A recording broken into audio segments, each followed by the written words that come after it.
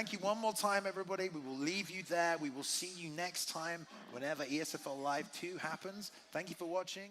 Have a good night.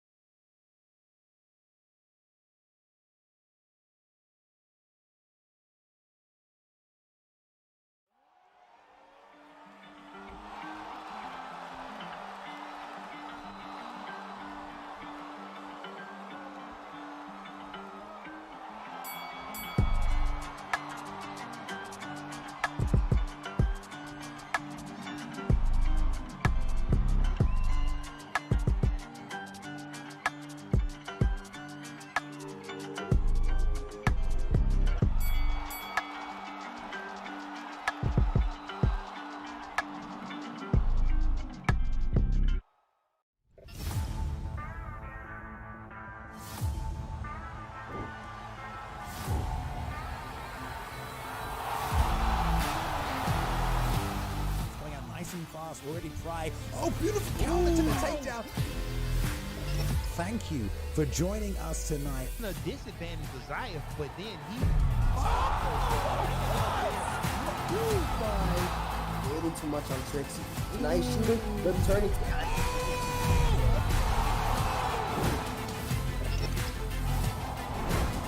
Watching our Twitch, watching on YouTube, watching from around the world tonight. I know the UFC isn't on right now, but guess what? The virtual octagon is here.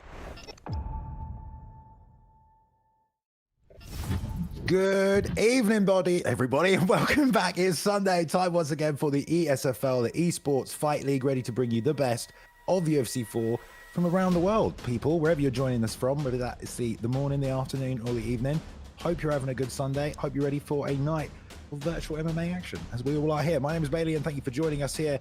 I've got my main man, Mr. I'm a Boxer, here tonight with me. Gonna call the action. Boxer, ready for another Sunday night. It is week 8 on PlayStation tonight. Ready for another week, another round of exciting fights. We got a fire card. I know you're going to get into it, Bailey, but ready for an awesome event. Yeah, man, it will be an awesome event. Lovely follow-up to UFC 280 as well. A couple of nice fights. And if you haven't been following the season so far, this season of the ESFL, we've been doing a league table this season. Different players on different teams all competing against each other. So it's not just, about being the individual this time, Boxer, and being the champ. It's about winning for your team. And these teams have been submitting players all across the board. There we are, week 8 right now. So this is officially the halfway point of this season there in the bottom left. You can see the matchups that are coming up tonight. In fact, I think we have that matchup screen. So let's take a quick look so you guys can see. Number 1, Showtime Killers versus B3. So that's number 6 taking on number 7, match 2. We have the Killers in action taking on the Tune Squad. That's number 8 taking on number 5 in the rankings. And then we've got some lovely, lovely matchups to end out the evening here. No Mercy taking on the Kings right here.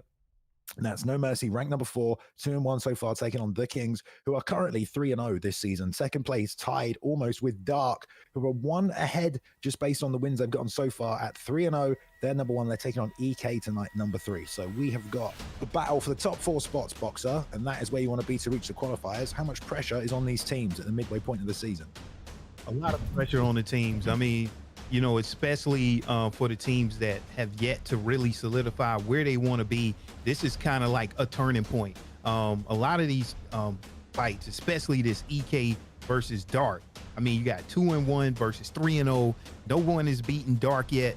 So it's very important to see like where you stand against like kind of, the bar, so to speak. So it's a lot of important implications here on the line tonight, and can't wait to see how everything fleshes out. Bailey and just a stat card. Yeah, it's a lovely stacked night of fights here on the PlayStation side of things as well. Yeah, some jostling around after tonight. The guys who are at the bottom as well, if they can get wins, the guys at the top get losses, we'll see some movement as well in those tables. So it's about getting top 4, qualifying for the grand finale tournament we're going to have at the end of the season. 8 more weeks, though, until we get to that. First matchup of the evening, though. Let's jump straight to it. 2 teams ready to take each other on. Number 7, Showtime Killers, got their way into the season by a little elimination tournament. Fought well so far. 7th so far. 0-3 though. This is the problem. They have not yet picked up a win, but they're taking on B3 tonight, who are number 6, 1-2. Only 1 win over another team this season, and some good players being fielded tonight here, Box. So look at this. We've got Cole Min Zanguizino, some new guys there as well against Matichenko. But we've also seen Word Life a couple of times. Spartan making a return here as well. Yep. So, like you say, first fight, you got the newcomer with Cole. I mean, a lot of these guys I've seen, I'm looking at it, it's a season debut. So can't wait to see how they, integrate themselves into like this whole ESFL world. So let's get into this first fight. Ready for it. Yeah, let's go to it, Box. So, why the hell not? Let's have it. So we've got Cole taking on Word Life here. So Showtime Killers are going to be in the red corner this evening. B3 will be in the blue corner. For those of you paying attention at home, looks like Cole as well won that coin toss, locked in the middleweight division here. So I believe first pick will go to Word Life, and he's probably going to lock in Robert Whittaker, I would imagine, Boxer. Okay, so now Cole, like we said, this is his ESFL debut. I'm hearing that he's a patient striker, and what a person to fight, a ESFL vet, long time vet. He has sneaky feints in Word Life, high level grappling. Every time I see Word Life fight, it's like it's some new grappling moves that I haven't seen. However, he lost to KIW in week 4, so he wants to get his revenge here. Bailey in round 1, take it away. Yeah, here we go. So number 7, Showtime Killers taking on the 6th place team, B3 tonight. Best of 3 matchup. Both teams submitted 3 guys. This is the first of 3 matchups between these two teams. Cole in the red for Showtime Killers, Word Life in the blue for B3. Yeah, what I'm seeing now, these guys are coming out and they are working that jab. And I like Word Life right now. He's coming in with that low kick to establish his position, and then he's throwing combinations. But Cole is doing a really good job so far at mitigating that, but he has to be careful because we know where Word Life wants this fight, and it's going to be on the ground. Yeah, and you definitely have got a good top game with Robert Whittaker, but Cole's fighting nice and tight on the inside right there. Left hook landed, followed up as well. A little outside leg kick being shown, and followed up straight punches as well. It's going to chip away. Vittori's not got the best switch stance. Nice tactics from Word Life, but the double jab gets met there. And the power of Whittaker, you've got to respect it when you're coming in like that. Yeah, you have to respect his power, but one thing a lot of people don't talk about with Marvin Vittori, he has a bulldog perk, so he has very good block, especially when you're coming forward. So Cole does have that option if he chooses, but I'm liking what I'm seeing right now. Both of these guys have had their moments in this fight, Bailey. They're exchanging some hard punches here, and I love it. Even right now. Man, Cole is holding his ground, Bailey. Blocked him with a lead uppercut, but there's a rear elbow off the pull counter. Triple combination from Word Life. Sits Cole down. He's backed up to the fence. Possible takedown here like you talked about, Boxer. There we go. Snaps him down. Wow. What a comeback off the pull elbow there. Swung it right back round for Word Life. Yeah, all it does is take one mistake. You get that pull elbow, and now you're on the ground. And you see how he got down to the ground. He did one of those turning takedowns off of the cage, and it uses a lot of stamina, Bailey. So whenever you choose to take someone down in that method, you have to make sure that it counts. So I'm expecting Word Life to posture up here and rain down some heavy ground and pound, Bailey. Yeah, taking his time there, dropping 2 hooks on the same side. Nice bump, though, from Cole. Gets it back to full guard. Going to try and build a little momentum, but Word Life already faking on that left-hand side. Goes for the posture, gets straight to his feet. Doesn't want it on the ground, apparently, Boxer, but a nice leg kick. Now, from the orthodox stance, is Cole on the opposite side of the screen on the back foot. We'll see if he runs into more damage there, because he did hurt Word Life initially, and he's done some damage to it right there. Nice work with the follow-up body shots as well. Good job from Cole. Man, Cole, a nice slip straight. That's exactly what you want to do here to come back. But Word Life may still be in the lead, but Cole is showing, like we said, striking. But he's met with a huge uppercut by Word Life. Another knockdown by Word Life, Bailey. And could this be the beginning of the end? Oh, man, that is not good for Cole, doing so well in this first round, and then gets dropped for the second time. Word Life staying in the fight despite taking a bunch of damage himself, but yeah, one uppercut on the level change. Rocked him hard.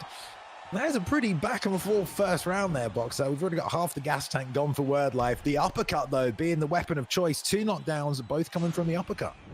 Exactly. So Cole has to be careful of when he elects to duck his head, because it seems like Word Life has a beat on that. But let's see how the stamina recovers for Robert Whittaker with Word Life, because anytime you use that turning takedown off of the cage, it takes a lot of stamina. Ooh, whiffed big on that lead roundhouse, but got the slip to the outside. Faking that low leg a lot as well to set up that 2 down the middle. It's worked for him. Now grabs a single collar, goes for the ankle pick. Doesn't get it. Looked like he did for a second there, but back to the feet is Cole. Switch stance back to southpaw, trying to push back into him. Talk about that bulldog perk, but he's on the back foot right now. Wordlife still hunting for the uppercut. There's a nice straight right. Stings him. More damage because Cole doesn't want to be on the back foot here. Looks like he might want to drive him back to the fence. Look to complete a takedown. There's that pull counter again, though. Boxer off the elbow. Now this is looking bad for Cole. Wow, word life. It just feels so natural to him to get that pull elbow. Nice. And look at he has all kind of trips. Like you said, like I haven't seen that animation. He's going to find a way to get you down to the ground where he is very dominant. However, I was surprised that he elected to get up last round, Balian. So not sure what the game plans is still here for Word Life, but he is in control so far. But Vettori and Cole is still very dangerous, Balian. Yeah, indeed. Now trying to use the teep, keep the distance. Still having trouble being on the outside of this inner octagon. Word Life definitely been the one holding the center, exchanging, catches him with the left hook though.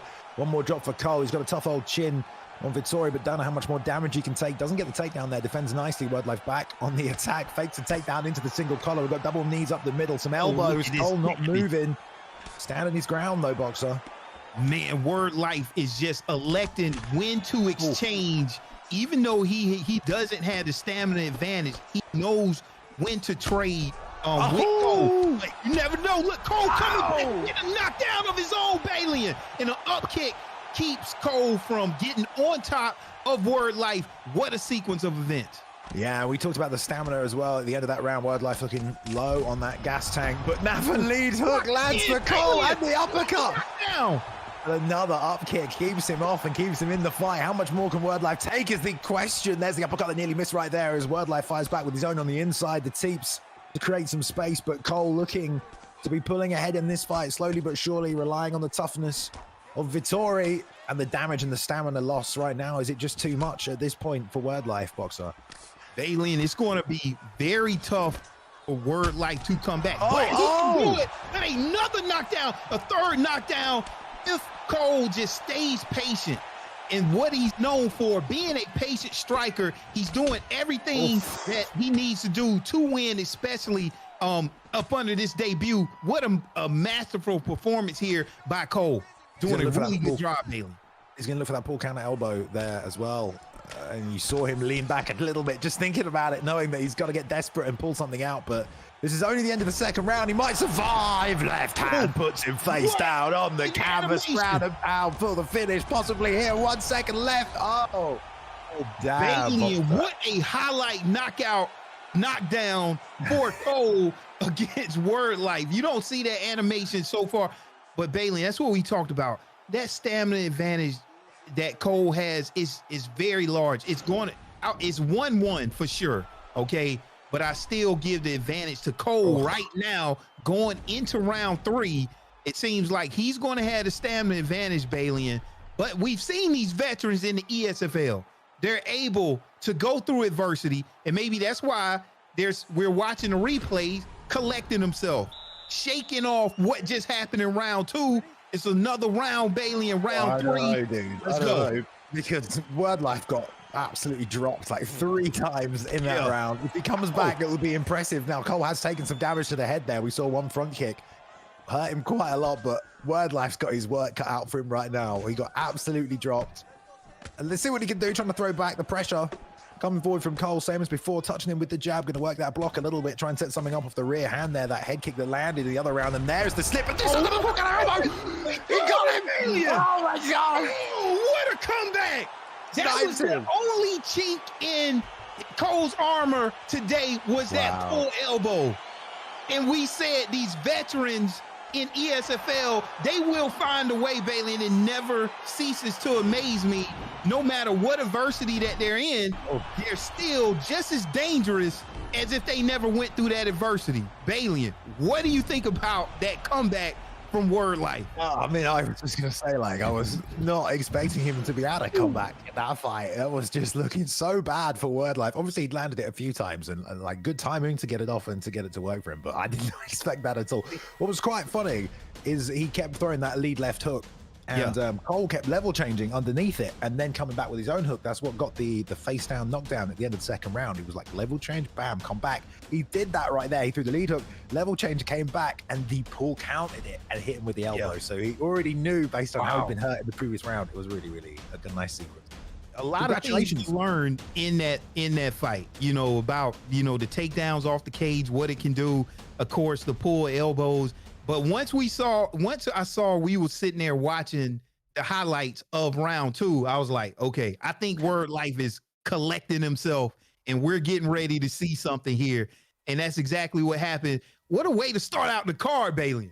Yeah, I mean, that's a high-level fight as well. Those guys definitely showed up and put on a nice striking fight here. So, all right, that's 1 point on the board to B3 with Word Life in the blue corner there. So that's 1-0, best of 3 here between the two teams. We're going to go now to Zanguizino and Matichenko right here.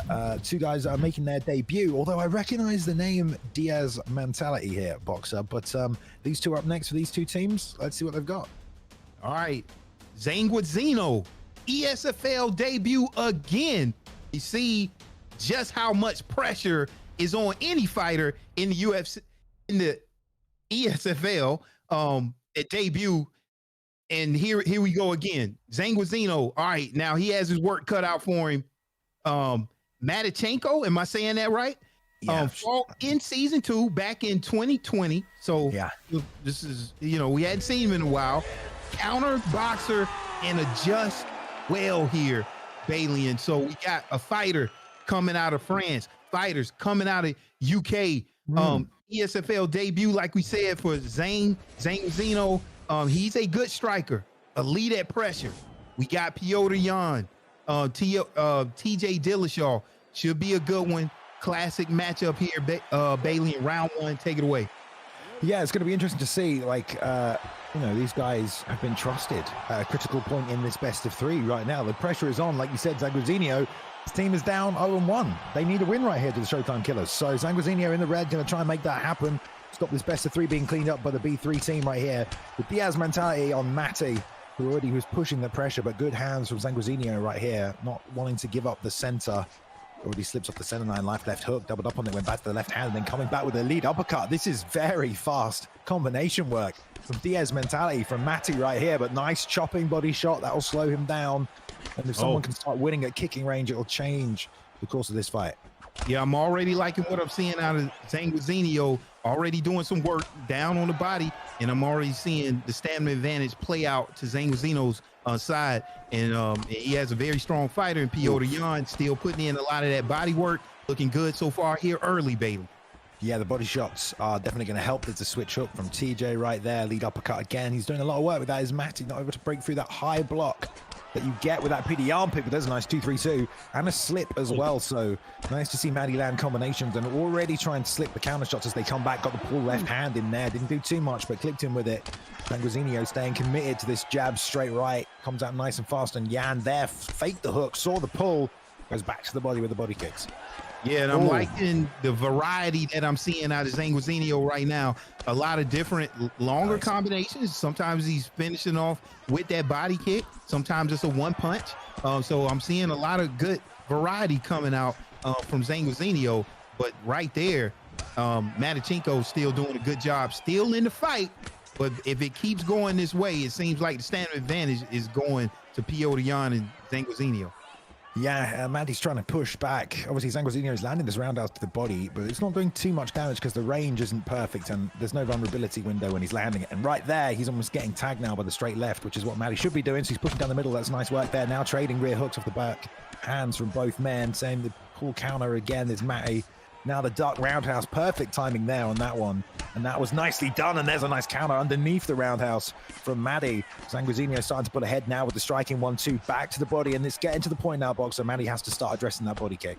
Yeah, he's going to have to start addressing that body kick. And I was just getting ready to point that out. He's throwing that body kick slightly out of range. So maybe Matty can land a left hook whenever Zanguizino is throwing that roundhouse, because he is throwing it a little bit too close in range.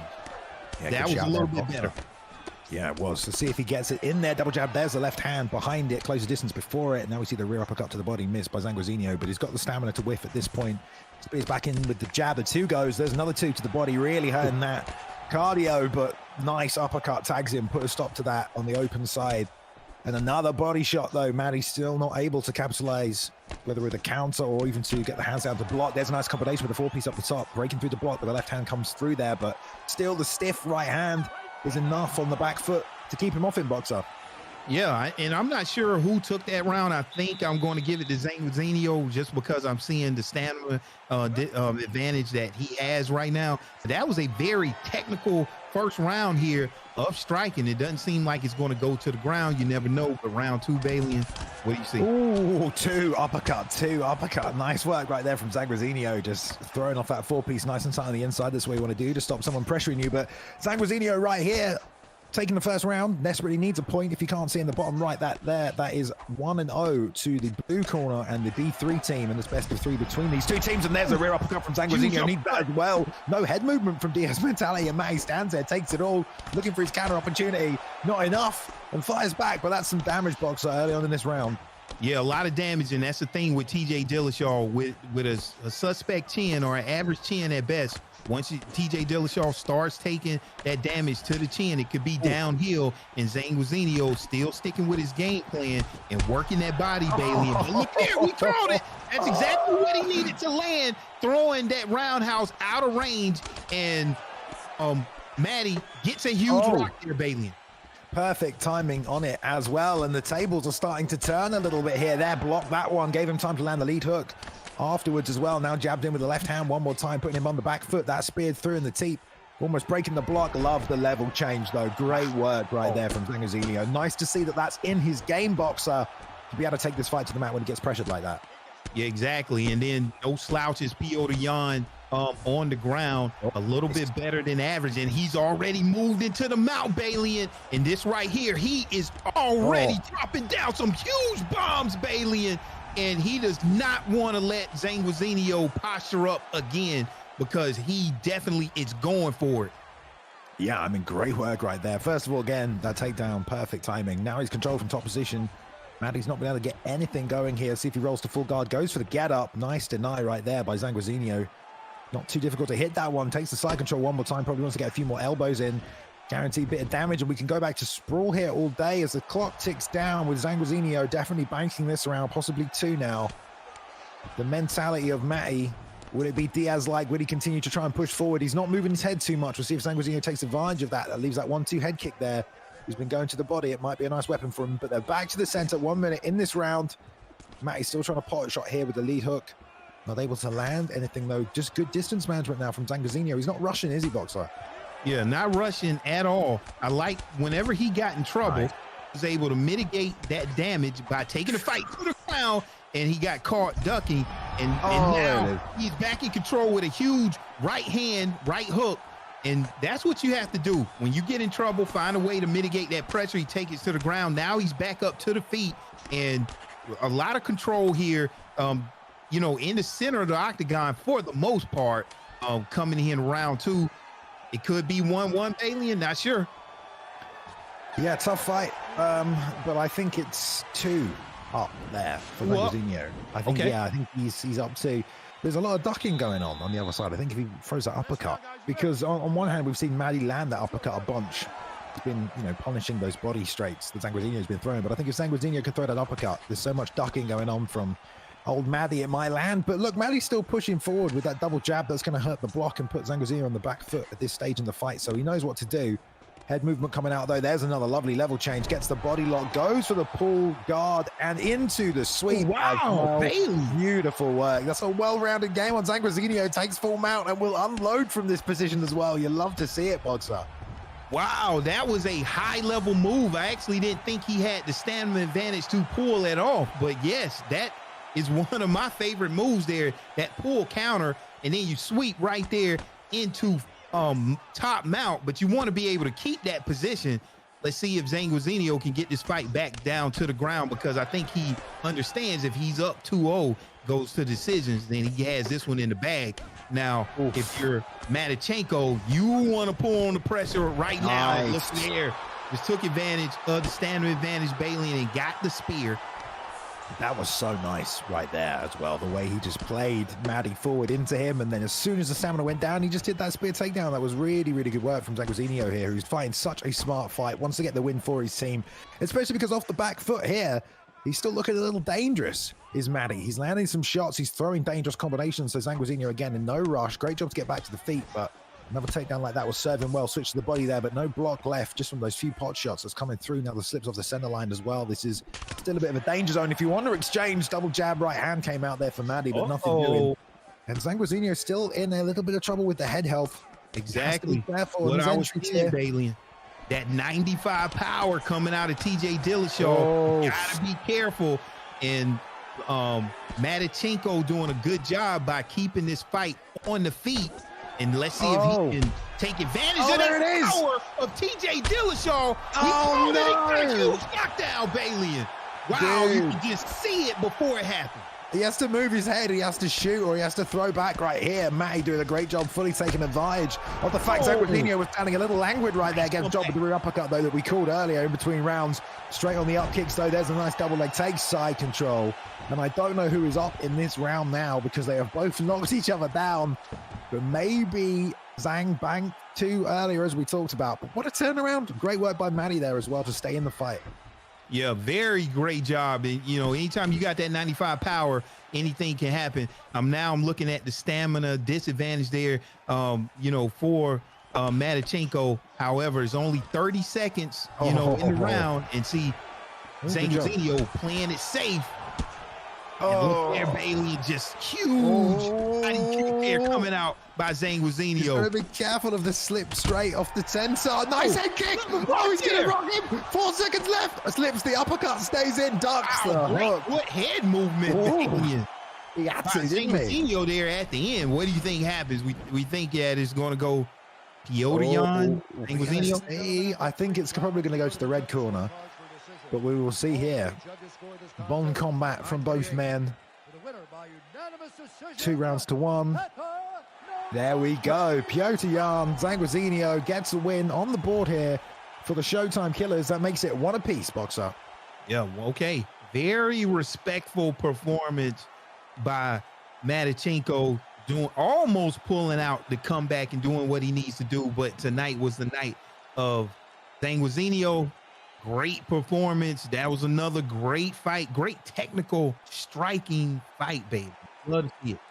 I agree, mate. I agree. We've had great fights tonight. And this just goes to show what level the community is at. Because these two, you know, they're 6th and 7th. They're near the bottom of the leaderboard. But the fight quality from these guys has been fantastic. Very back and forth. No one is quitting. No one is giving up. Everyone's trying to find a way back into these fights, and they've been able to do so. Looks like we will be going to welterweight next up as well as these two get ready. But yeah, this is the situation so far, guys. If you missed the start of the show, we are season 4, week 8 right now on the PlayStation side of things. We're watching the first matchup tonight of 4 matchups that were between teams this evening. First 2 teams on the board, Showtime Killers B3, 1 apiece now in this best of 3. They're sending their last 2 guys in. It's Daniel Freeman taking on Sean Corkery at welterweight. We're probably going to see some ESFL shorts and a creative fighter pick.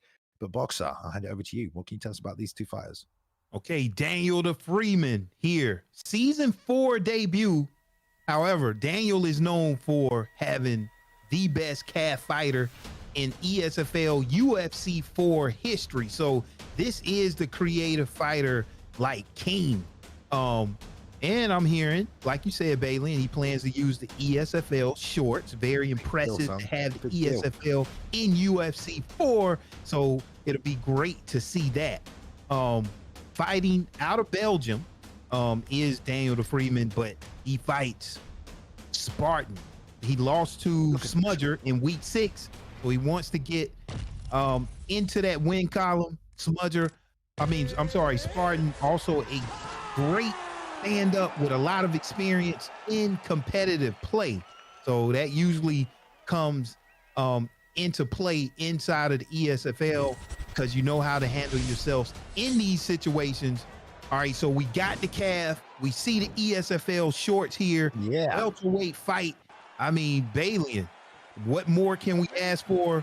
2 great opponents. Got a great look at the shorts here. No skipping. They look amazing, Balian.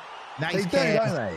Man, looks good. What do you see, Balian? Put them on all the fighters. That would help us out, wouldn't it? Then we just have them all ESFL. But there we go. Right. Well, Dan's gone shark jiu-jitsu against Usman. I kind of like it. He just needs to win the striking battle on the feet. He's going to be significantly underpowered and really cannot exchange. But Daniel Freeman usually finds a way to make the fight difficult. It'll be about sort of mitigating the damage early on that Sean's going to bring. Depends on how aggressive he is, really. But going low with the kicks, nice two to the body by Dan. Lead hook pops in there as well. Forces a cheeky little exchange on the inside and the body kick on the break now as well. So Sean kind of moving forward into Dan. Lovely uppercut. Lead hook there as well. And the level change on the miss. Doesn't get it, but good work already. Takedown. And Daniel will invite him in. This is where he wants the fight to be, at least early. Dan very confident in the grappling skills. Trying to frame off right here. Big ground and pound, though, as you always get from Usman. Huge ground and pound, Bailey. We saw a lot of stuff here. Look at this, a lot of interesting stuff. Daniel seems like he was inviting him to the ground. I have to say, man, this calf looks really good. It looks like a real fighter.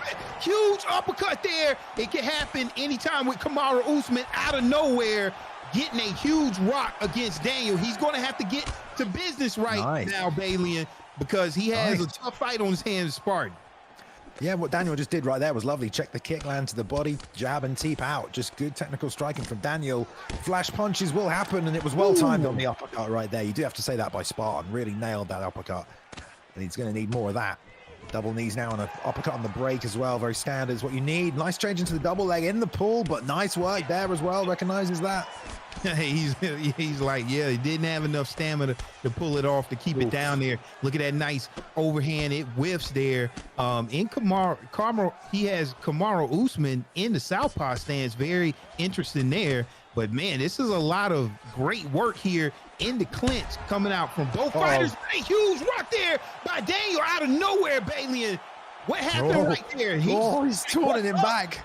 Scary stuff. That was lovely there. Timed him to the body. Great rock. And yeah, man, that's going to keep yourself in this fight, especially because he's sort of inching the stamina game away here from Spartan. Don't know if there's been that much of a difference right now that it will carry over for the rest of the fight. Still doing well on both sides, but lots of body work so far from Dan. That's just going to only make submissions and things like that a bit easier for him later on. I love that he's still been able to pressure and really target the body with those straights. Now slips the uppercut as well. Smart to recognize that was coming. Good clinch work as well from Dan, and back to this teep, this jabbing teep that's going to drain that long-term stamina. I don't think he's got that. He didn't. That's more stamina gone, boxer. Wow. I mean, man, this is some high-level stuff here, Bailey. Daniel looks really comfortable. I mean, it seems like he's just getting in his bag, Bailey.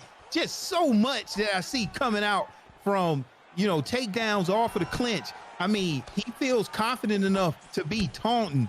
I like the combinations that I'm seeing. A lot of times you don't see people initiating successful offense out of the clinch, leg kicks. We're seeing it all here in this first round. Alien. Wow, very impressive. I mean, apart from that one uppercut, I think Daniel had fought a very, very good round right there. But did you see right there where he got push kicked and then sprinted to close the distance and threw the leaping hook? That was, and then threw like a 2 and a 3 behind it. That was really impressive there. You don't see that every day. Put that one in the playbook. Yeah, not necessarily in UFC. Other fighting games, you do see people put in the run mechanic inside of their combos. And when you take that type of fighting game knowledge and you port it over to UFC 4, it can be very dangerous, as we just seen there.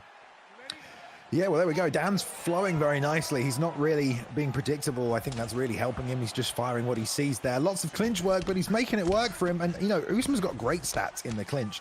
Also, right there, playing into it a little bit, is Spartan holding his ground. Think he can outstrike. There's that straight left to the body as well, which has been a massive weapon just to interrupt the offense. More rear uppercuts, I think, if they can be timed, but it's teep, it's lead hook, it's straight to the bodies, and they're working out for Daniel right here.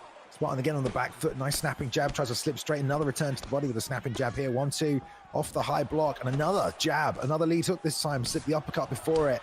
Dan just going 2-3 shots, as Spartan just fires one back, and I don't think Spartan's landed once yet this round. Ooh. Yeah, Daniel he just has his range right now, Bailey.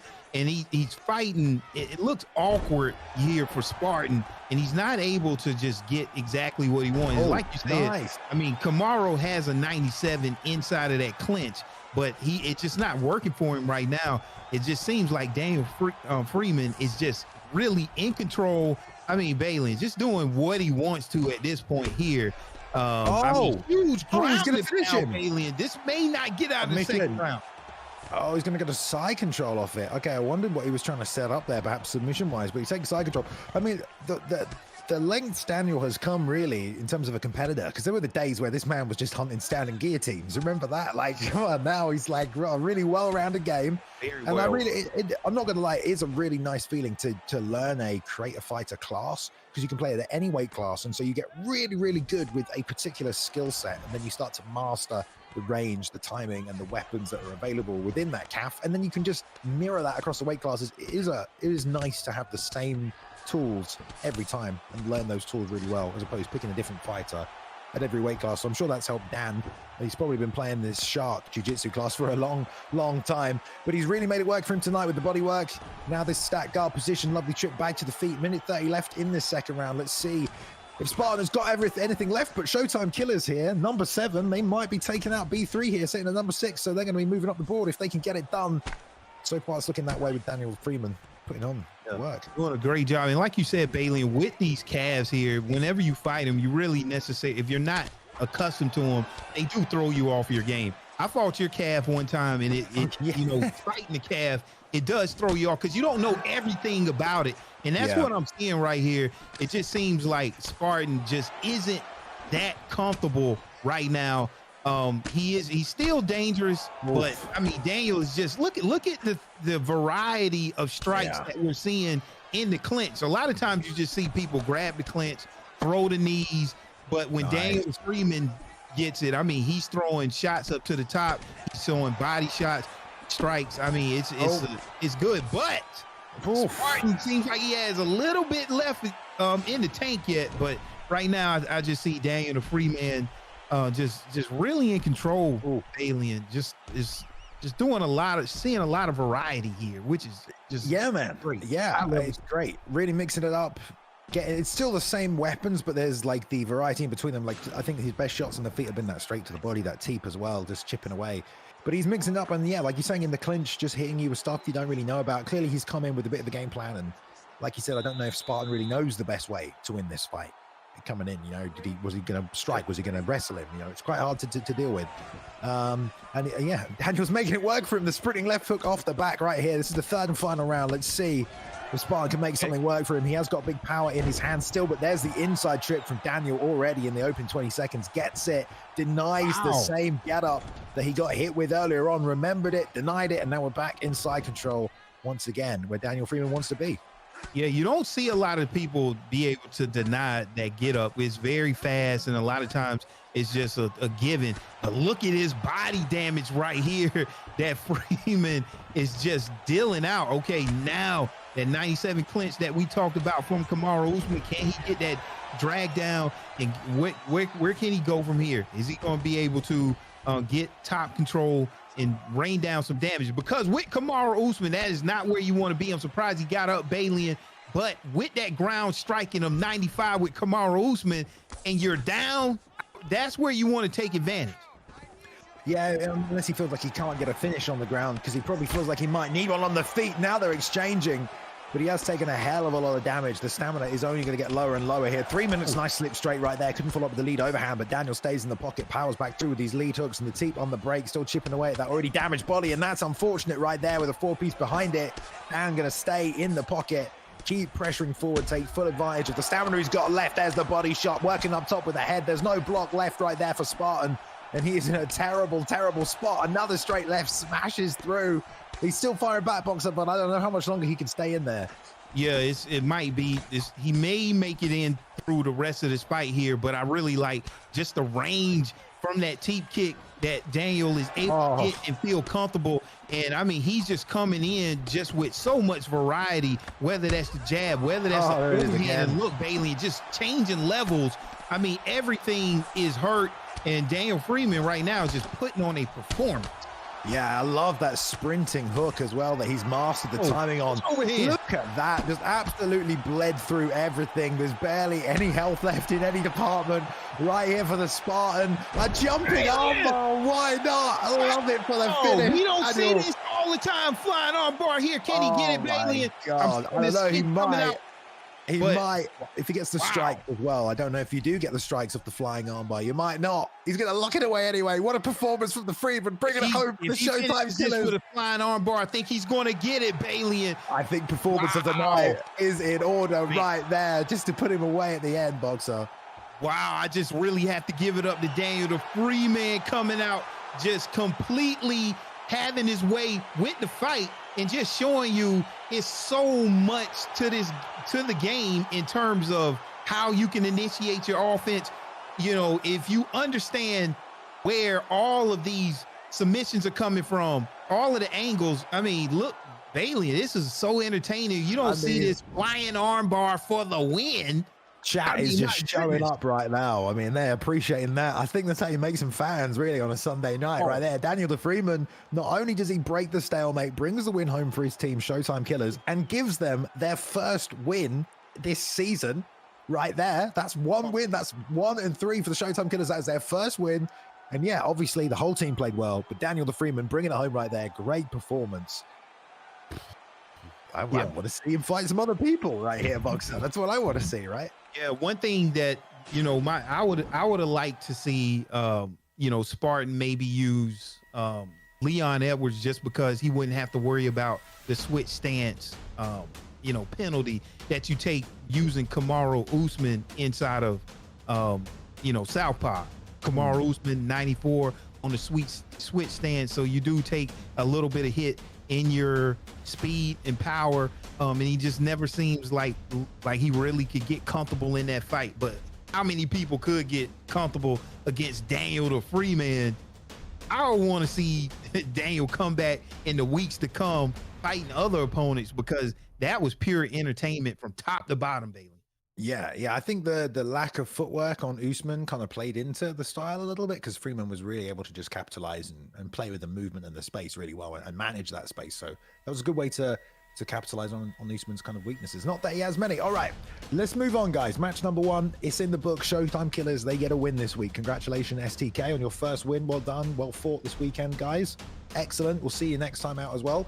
Let's move on to match number 2 for today. So let's take a look at the matchup here. We've got the Killers in action, who are also 0-3 this season.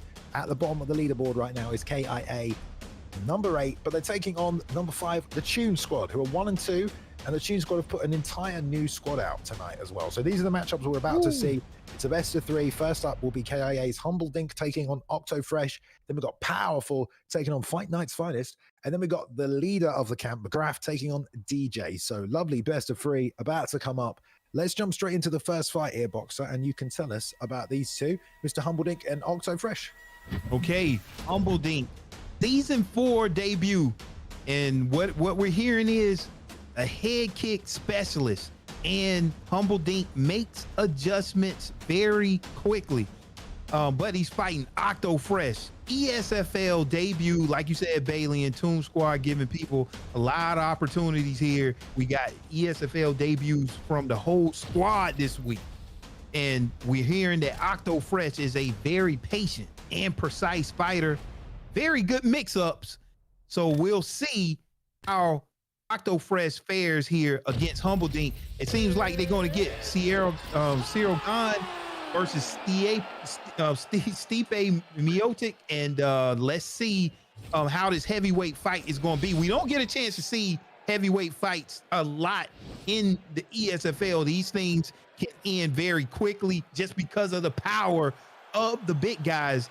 And when you talk about Stipe, a boxer, but very good on the ground, same thing, kickboxer, and Cyril Gahn, this thing can go standing or on the feet, Bailey, in round 1. Take it away. Yeah, here we go. So red corner right now tonight for the KIA team. Blue corner will be the Tune Squad this evening. We've got Prioxus watching in the chat, watching his team compete tonight, not competing himself. But these two is a nice matchup. We had first pick go, by the way, of Octo Fresh, with Stipe Humble Dink picking up the heavyweight weight class and choosing Cyril Gahn. So that's nice to see. But here we go. Lots of pressure so far from Octo Fresh. off the front foot there. Nice lead body kick, timed it nicely, and the cheeky takedown as well. That'll help early get some stamina off the long term, and the punch on the way down. Can't get much better than that, but here's that cage get up that we see so often at the high level. Everyone gets that one locked in. Nice return knees to the body, but Humbledink wants to be really careful here. As soon as he burns that stamina, the knees will be returning, but no, goes to the back instead. Yeah, you got to be really careful in that position. Like you said, you can burn out your stamina, but it's a good way to kind of like get the pressure of those knees off. All right, that head kick specialist, I see that he's already hunting for it. Bailey and Price setting it up there with some teeps there. I like the movement that I'm seeing from Humbledink so far. These guys are going back and forth. Nobody really pulling away, but a lot of variety here that I'm also seeing from Octofresh. Debut fighter, remember. So we're seeing, you know, a new fighter. Oh, and Bailey, and that he stopped that head knee and getting the takedown. Great position for Octofresh right now, in control. Yeah, great job right there, catching the kick, running it, and getting the takedown at the end of it. Very impressive, though, the ability to get back to the feet so far. Back up again here is Humbledink, and trying to put the pressure on. About halfway through this round, been pretty even. Both guys been able to be effective in their own way right now. Obviously, the Stipe pick, very, very good at heavyweight with that straight right and that jab. There's a lovely body lock takedown right there, collected by Octofresh, who's in this top position. Let's see what he can get off in terms of ground and pound. This round is open for the taking for both these guys right now. Yeah, I like what Humbledink did. He pushed him up against the cage where he had some of that grapple advantage there. And Bailey, here it is. This is a very safe submission attempt right here, because it can move you into side control if you go deep enough.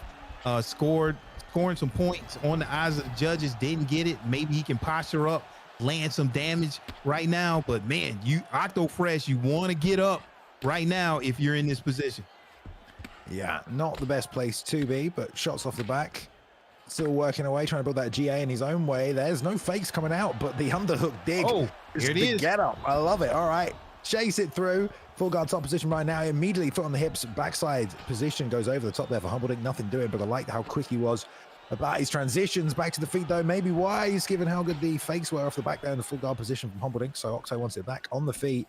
Still a close round. No rocks, nothing, which you don't often see at heavyweight. Oh, not able to capitalize on the big whiff either, and then gets caught. These guys are both very good hitboxers, both very defensively aware, especially at heavyweight. Uh-oh. Exactly. And see, the thing about the heavyweights, these kicks, especially from Stipe, are coming out a little bit slower. So it's probably a lot easier to catch those kicks. So I would watch that. But it seems like right now, the Octofresh, he seems very comfortable. I think he has the stamina advantage, but maybe Humbledink has landed more of the damage, Bailey, and I'm not sure who's up right now. Great fight. Everything's set for round two. Let's see who pulls away. Yeah, let's go. I like it. This is the first of the best of three here between KIA and the Tune Squad. So representing tonight for the first time, Humbledink and Octofresh, both doing their teams proud. There's that head kick. This gets fired up there off the rear leg somehow. Oh, lead overhand catches him as he throws a knee to the body. Double uppercuts there as well. Nice knee to the return. Nice quick recovery, though. Goes straight into the single collar. Nice pummel through as well. But one knee on the break. Return by Humble. He's going to drive him to the fence, no doubt. No backing up, though, from Octofresh down in his ground. Double shot into the hip toss, but denied, says Octo, draining a little bit of stamina. Nice work. Good recovery. Yeah, good. Oh. Yeah, good deny there by Octofresh, because like you said, Bailey, and that's going to play dividends on Humbledink's stamina. But Humbledink's still coming forward, pressing forward, doing what he has to do. Landed an uppercut, but also ate a shot of his own.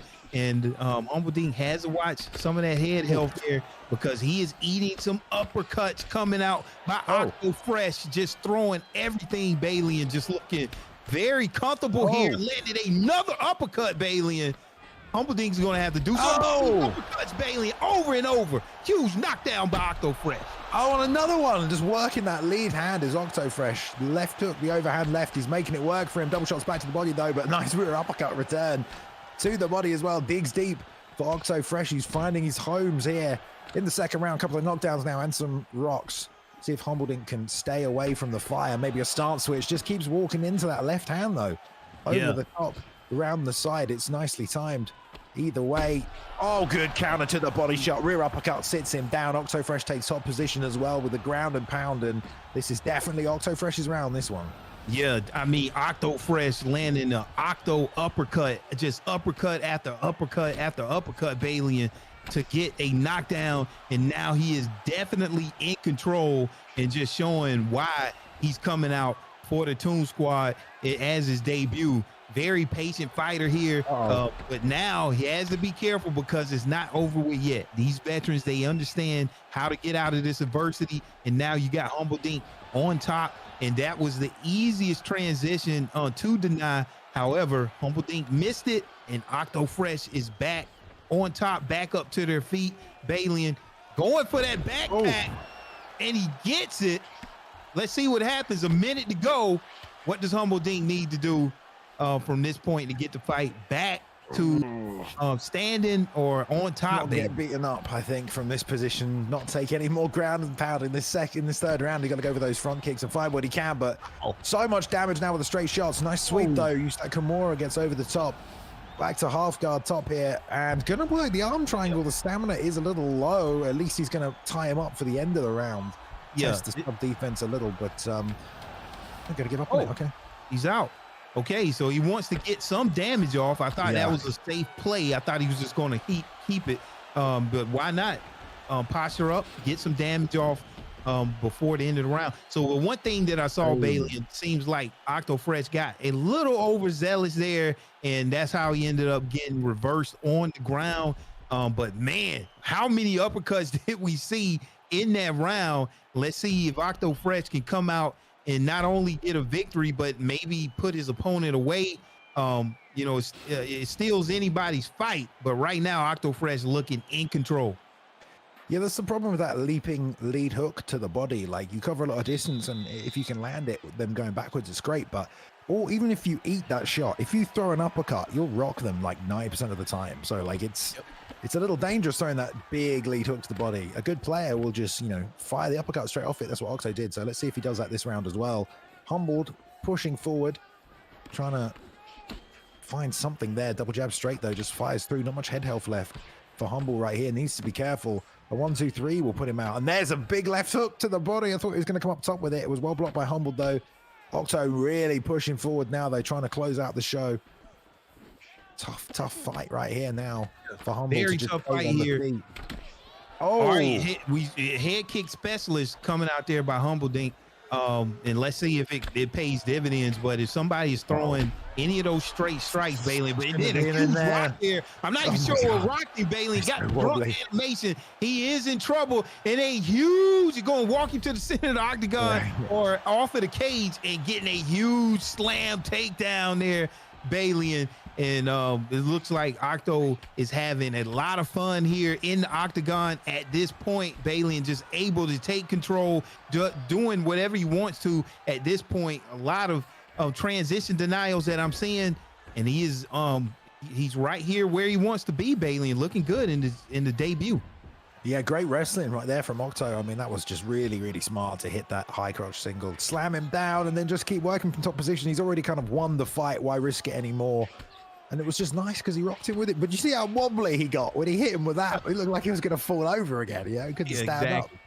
Big shots there. Unfortunately for Humble, just taken so much damage, trying to play elusive with the head kick game, but it's not working out at this stage.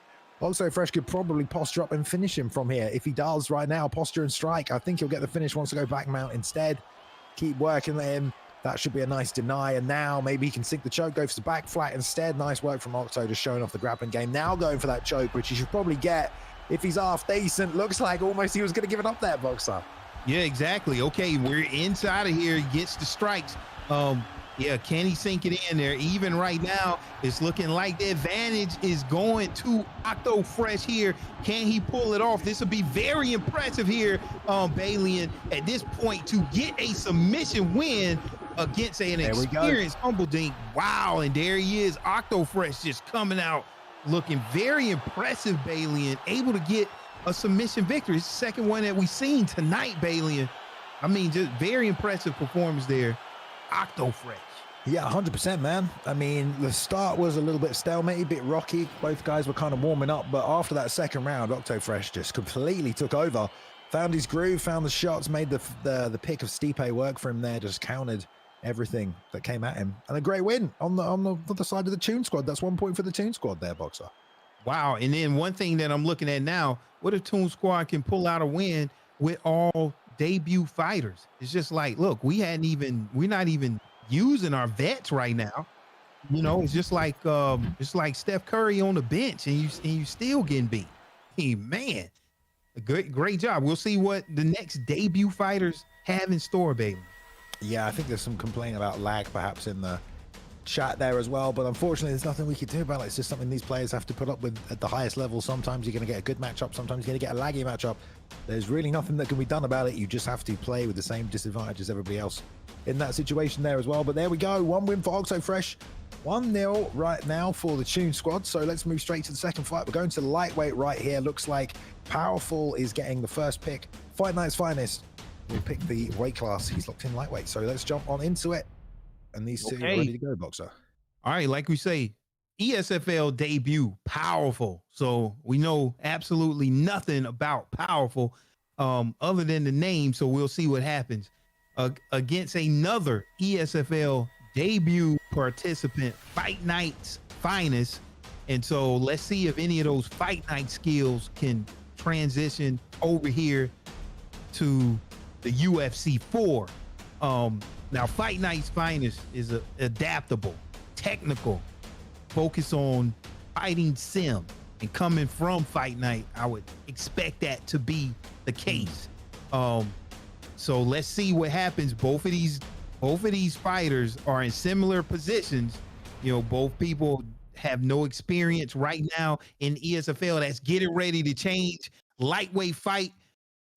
See, Conor McGregor already locked in. We know Conor McGregor has those fast hands perk. So you have to be careful about whenever you're in tight and Conor McGregor is throwing a lot of those combinations. So let's see if Fight Night Finest can, what he wants to lock in. Maybe it's this Dustin Poirier pickup with all of that power and all of that jiu-jitsu on the ground. You want to stay out of the guard with the Justin Poirier pickup, Balian. I'm not sure what's going on right now. Is this a little bit of mind game? Some people getting there.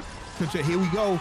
Get right here into it. Conor McGregor coming in for Powerful. And you got Dustin Poirier pick up Fight Night's Finest.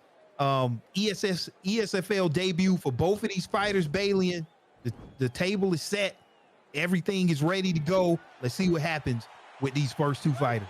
Yeah, here we go. So Powerful once again repping KIA in the red corner.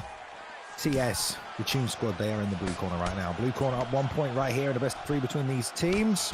Let's see who has the best boxing perhaps here. So in the blue gloves there, we have Fight Night's Finest. Two Coast, two Sim. Probably going to be bringing some Fight Night skills. Hopefully we'll see the boxing. Nice touch and go work right here though. From the red corner representing the KIA tonight. Powerful.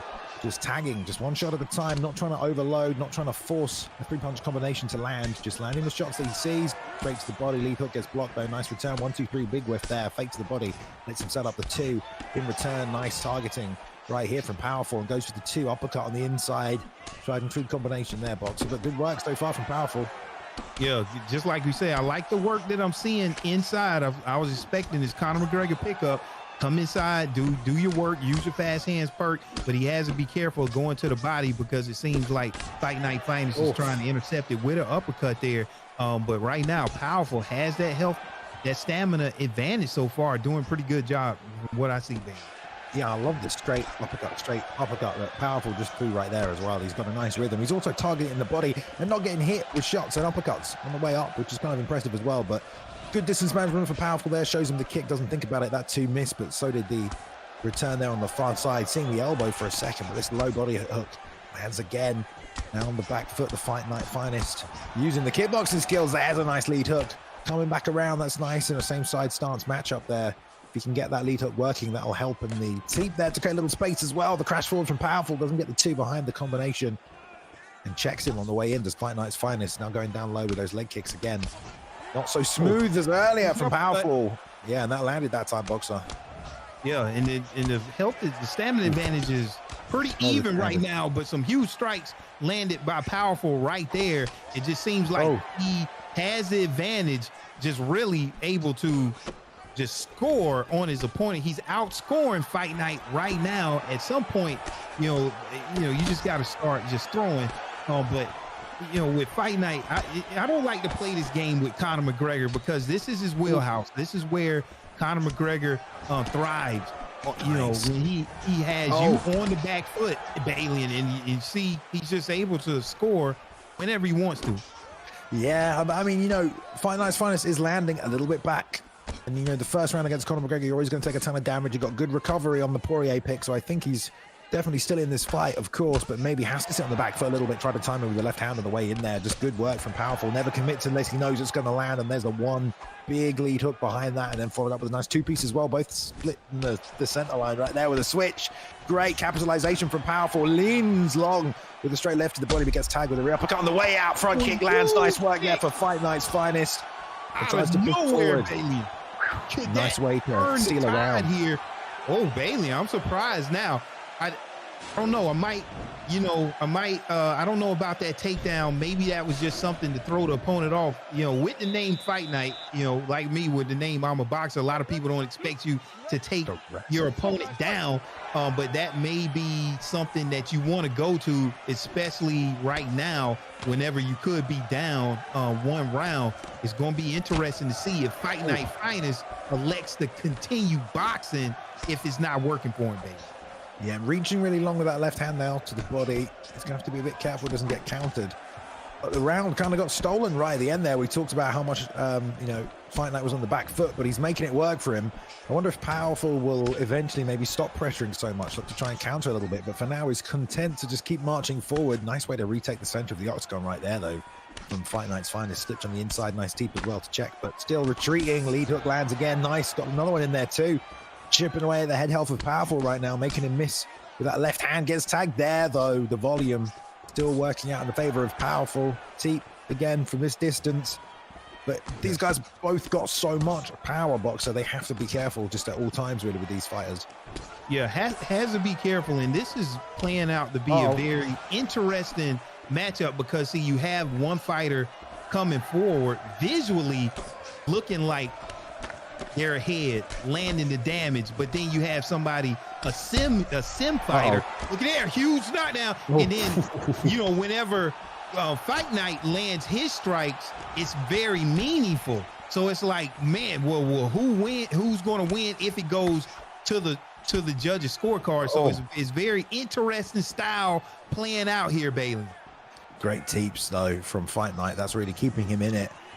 You got to think as this fight goes on, it favors the Poirier pick, but Conor carries that power late. He only really needs one shot still late, and he's now still walking forward, trying to flurry.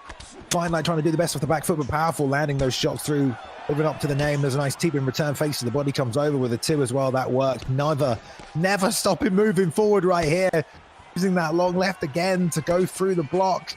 The three-piece as well, just keeping him on the back foot. And at a certain point, you got to think Fight Night's finest cannot keep this back foot retreat up right now because his block is going down, the head health is going down.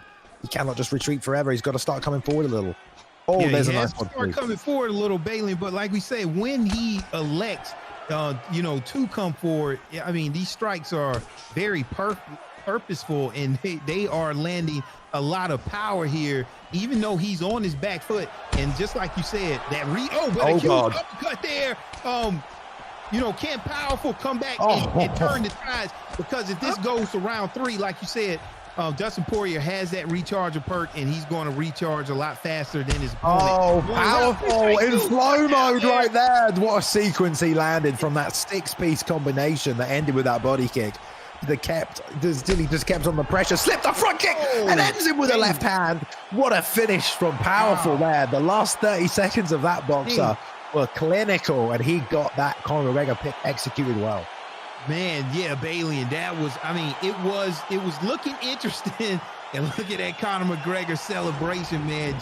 I know that feels good to come out and get a huge knockout there against Fight Night's finest. Seems like to me, Bailey, at some point when you're on that back foot, I understand that you're fighting your simulation style, but at some point you know, it's just like, hey man, I got to start landing some damage. I have to do something different. Would come with a takedown or something. Still an MMA fight, but man, powerful. Just really very impressive performance. Just a little bit, you know, too much output versus a simulation fighter backing up. But great job by Fight Night coming out, putting on a great sim performance. Love to see it.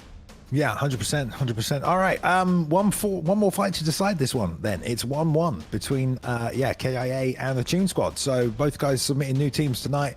It's down to these final two. We've got the leader of the camp, Lee McGrath, leaders of the KIA team. He has fought 3 times so far this season, 2-1 right now, and he's taking on another newcomer here in DJ. So talk about the pressure for the young Tismo, aka DJ here, boxer. Between these two, what can you tell us about this matchup?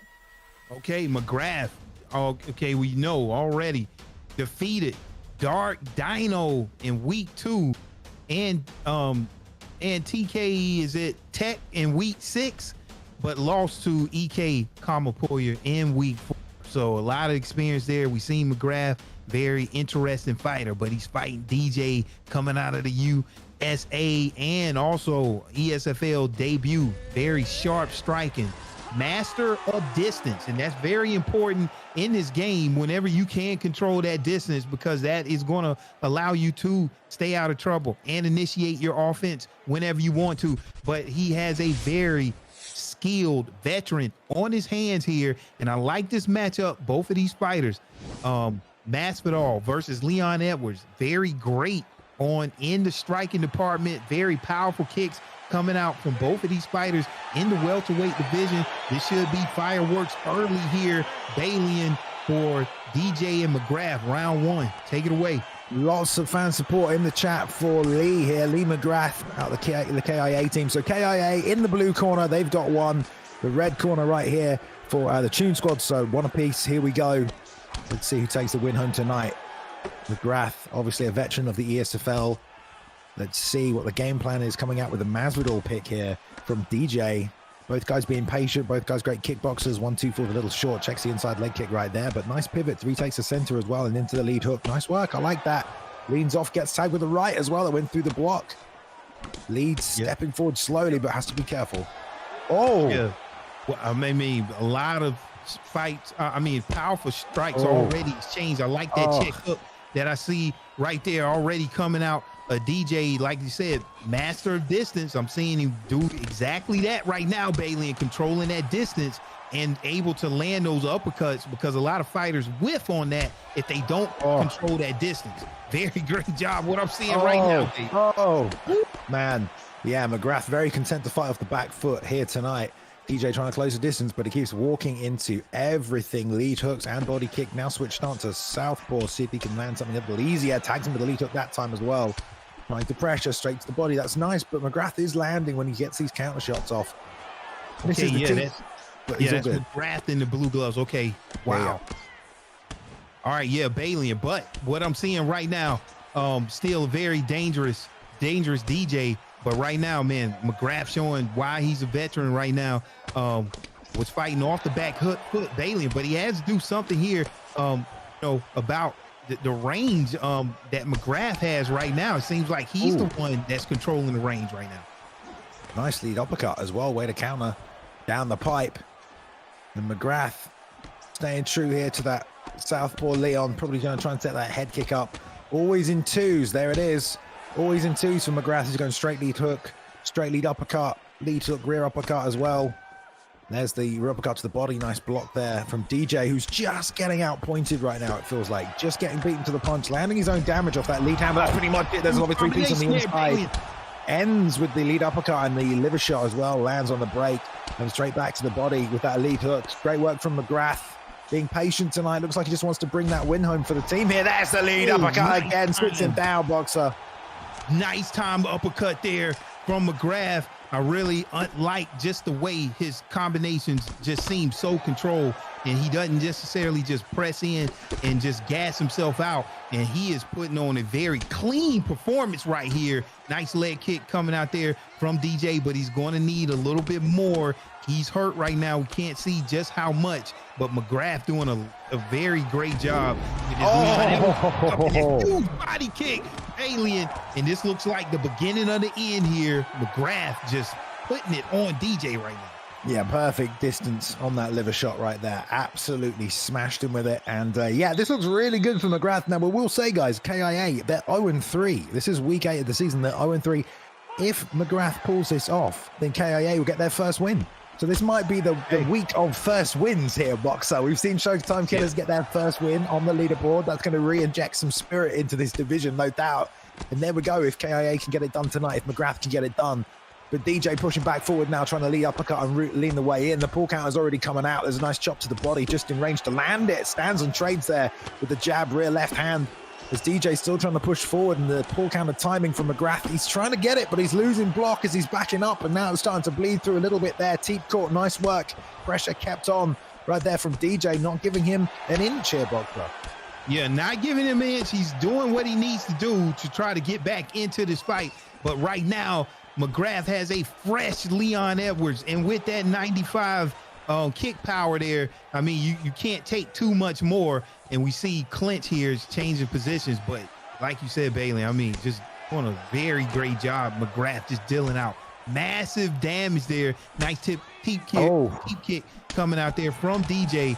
But look at these combinations, Bailey, and coming out from McGrath. Yeah, I mean, I was going to say DJ's doing a bit better this round, but McGrath just closed the distance right there, lands another lead hook. Now pulling that left hand instead of firing it through if it's not going to land. DJ sort of worked a few decent strikes in here and there as well. Nice timing on that straight rear uppercut to the body as well. Almost lands another one, but McGrath does fire back. Going back to that lead hook, eats the body shot. Little hit reaction, but well timed on the teep. 2:30 left in this round. No takedown. We've got to imagine the stamina on DJ is going to be starting to dwindle as well here, Boxer. Definitely. I think right now, especially with this Leon Edwards pickup, he has that marathoner perk, so he's going to be doing good in the stamina department, but not George Masvidal. There it is. Like you said, here it is, a huge combination here, and he ended rock after rock after rock, Bailey. I think he's going to go for it. He has the gas in the tank. This right here may just be a stall tactic here by DJ, but McGrath, man, just getting 2 rocks here in the second round, looking very powerful here. Yeah, DJ trying to just let the hands go, but obviously McGrath devastating the body and the head right there. There's a knee. There can't be much left in the tank. Won't take much. I'm surprised he didn't try that question mark kick off the straight. To put him away, straight lead uppercut misses, and the head kick wraps around the side there. Nice work from DJ on that one, who's landed a right hand now as well. Going to push forward through the lead uppercut, but the duck came just afterwards. Such a shame. That would have been a nice level change for the extra damage. And McGrath walks back down, straight lead hook, then lead hook straight back to the body as well. Back and forth they go. But the body health, I mean, we can't see it, but it's got to be so low, Boxer. Yeah, it has to be low, but one thing I like what I'm seeing from DJ, able to go through that adversity, however, some way still finding a way to rock his opponent, and a very dominant opponent at that. And 6 seconds left. You never know what can happen when you come out in the third round, when you get a little bit of that stamina back. George Masvidal, or Ea Masvidal, can do it. Very powerful striker, but man, Bailey, I mean, I would think that you need a knockout if you're DJ here to take this fight. Yeah, and he did clip him with a right hand, you know, so it's not beyond the realms of possibility if he can jab right hand and time it again. I just think that health-wise, although we can't see it, he's in a very dangerous situation. He's a massive left hook while trying to spin, but there's the jab right hand that takes half the head health off of McGrath, so he's not going to need a lot. And there's a straight that he pegged him with right there down the pipe as he moved forward. Nice timing on that, and the body kick behind it. So I don't think he's going to get it done, but my goodness, if he does, it'll be impressive. Yeah, and then my correction, Bailey, and Masvidal also has a recharger perk, so he gets some stamina back here coming in third round. You got to respect the kick power from Masvidal. Is a 93, so DJ still in this fight, still has a lot of power with Masvidal. So, you know, night's not over, work's not done here from McGrath. Yeah, he's trying to push forward his DJ because he obviously knows That's the best opportunity to capitalize on those windows of vulnerability in closer space. But there's the duck, left hand over the top from McGrath. Well timed on the duck from nowhere as well. And now pushing forward in the clinch, going to put together some combinations to hopefully finish the fight. But no, DJ still up. Oh, straight left to the body, rocks him though, Boxer. There can be nothing left on that body health. Surely straight, another body kick. And here's the TKO. No, he's still going. Wow. See, yeah, that cardio is only a 90, but Jorge Masvidal getting knocked out again and again, Bailey. And at some point, that's it. You can't take but so much. And I think the beginning of the end was whenever he was able to duck that roundhouse and then go from there, just gas the tank out. And McGrath had just a little bit too much, too often there from DJ. But what a great performance there by DJ also to take it to the third round with somebody as skilled as McGrath. And like you said, they needed that win, Bailey. So great job from McGrath by knocking out DJ there. Very impressive. Yeah, they definitely did need that win. Like I said, they hadn't got a win yet this season. There we go, Killers in action, get their first win. And it's been quite interesting today because we've got the bottom 4 teams duking it out and the top 4 teams duking it out. So between the bottom 4 teams, the 2 guys that were at the bottom, the 2 teams that were at the bottom in the rankings have both got wins. So they're going to move up a little bit. If some of these guys who were already in 3rd and 4th place lose and drop down, we could see some real shuffling happen right here. And it's the midway point of the season, so it really is open for anything. We've seen a few new people come through tonight. Obviously McGrath always in good form, but powerful for KIA, made their debut here tonight, got a win for the team. So KIA had a bit of fresh injection this evening with some new players show up, and it's worked out for them. Same could be said on the other side of things as well with the Showtime Killers and Daniel Freeman popping up as well. That's a nice pick. And also Zanguizino looked great as well. So team members for the teams at the bottom. Let's see if they can keep these winning streaks going. But let's move on, guys, because we have 2 more matches to get to this evening between 4 teams. So the next matchup we're going to right now is number 4, No Mercy, taking on number 2, the Kings, guys. Okay, the Kings are 3-0 right now, sitting pretty. Number 2 tied with Dark for first place. Dark are in first place because of their the standings throughout the season so far. They've won more games technically, I believe. And No Mercy right there, 2-1. So definitely in a position to advance and snatch power from the Kings at the top of the board. So we've got first Kyle taking on Pursue, then we've got Smudger taking on Cryptic, and we've got Harry taking on Gavin. Some of these guys on these teams, Boxer, have not lost yet tonight. This season. So let's go to the first matchup. It's going to be at middleweight. It looks like No Mercy won the coin toss. Pursue gets to pick the weight class of middleweight. So yeah, Kyle is going to get the first pick here. No Mercy are going to be in the red corner, blue corner tonight for the Kings. Let's go to the match. Okay, Cal in his ESFL debut, last card. Is this his Cal's debut? Because it say last card defeated B3 Spartan, so it's not his ESFL debut. He's winning the match for No Mercy because he's 1-0 here. He won the match for No Mercy 2-1. So huge win. The last PlayStation card here. Now Pursue, very experienced, long time ESFL vet, lost to JC. I mean, that's an ex-champion in week 2, but he's a back foot master here in the welterweight division. I didn't see who they locked in, Balian, but welterweight division. We got Whitaker versus Vittori here. This is definitely, one of the meta pickups here. Great hands there coming out with Robert Whitaker. Also great grappling there from Vittori. Nice grappling striking matchup here. Touching gloves here in round 1. Alien, what do you see? Here we go. So No Mercy in the red tonight. And the Kings in the blue. Pursue taking that Vittori pick. He is Italian, so I am not surprised right here. But yeah, let's see what Kyle can do. Already in the face of Pursue right now on the back foot. Going to try and use some footwork to break away, and we'll see if there's some level changes that come out from Pursue tonight with that Vittori pick. There's a nice 2, but level changes into the rear uppercut. Double body shots get blocked though. Non-stop from Kyle so far, who's just assaulting that block, not giving Pursue a chance to move or breathe, and that was a ton of damage to take here in the first minute of this fight. You got to take advantage of that right now. I would just keep it going, Bailey. Exactly what he's doing, and I'm already seeing he looking comfortable there. And look at there, this is what you want to do if you're with Vittori. You have to get rid of that pressure because, man, didn't Cal looking very comfortable on the feet with that very strong punching speed you know, and power, you know, coming out from Robert Whitaker. Man, impressive.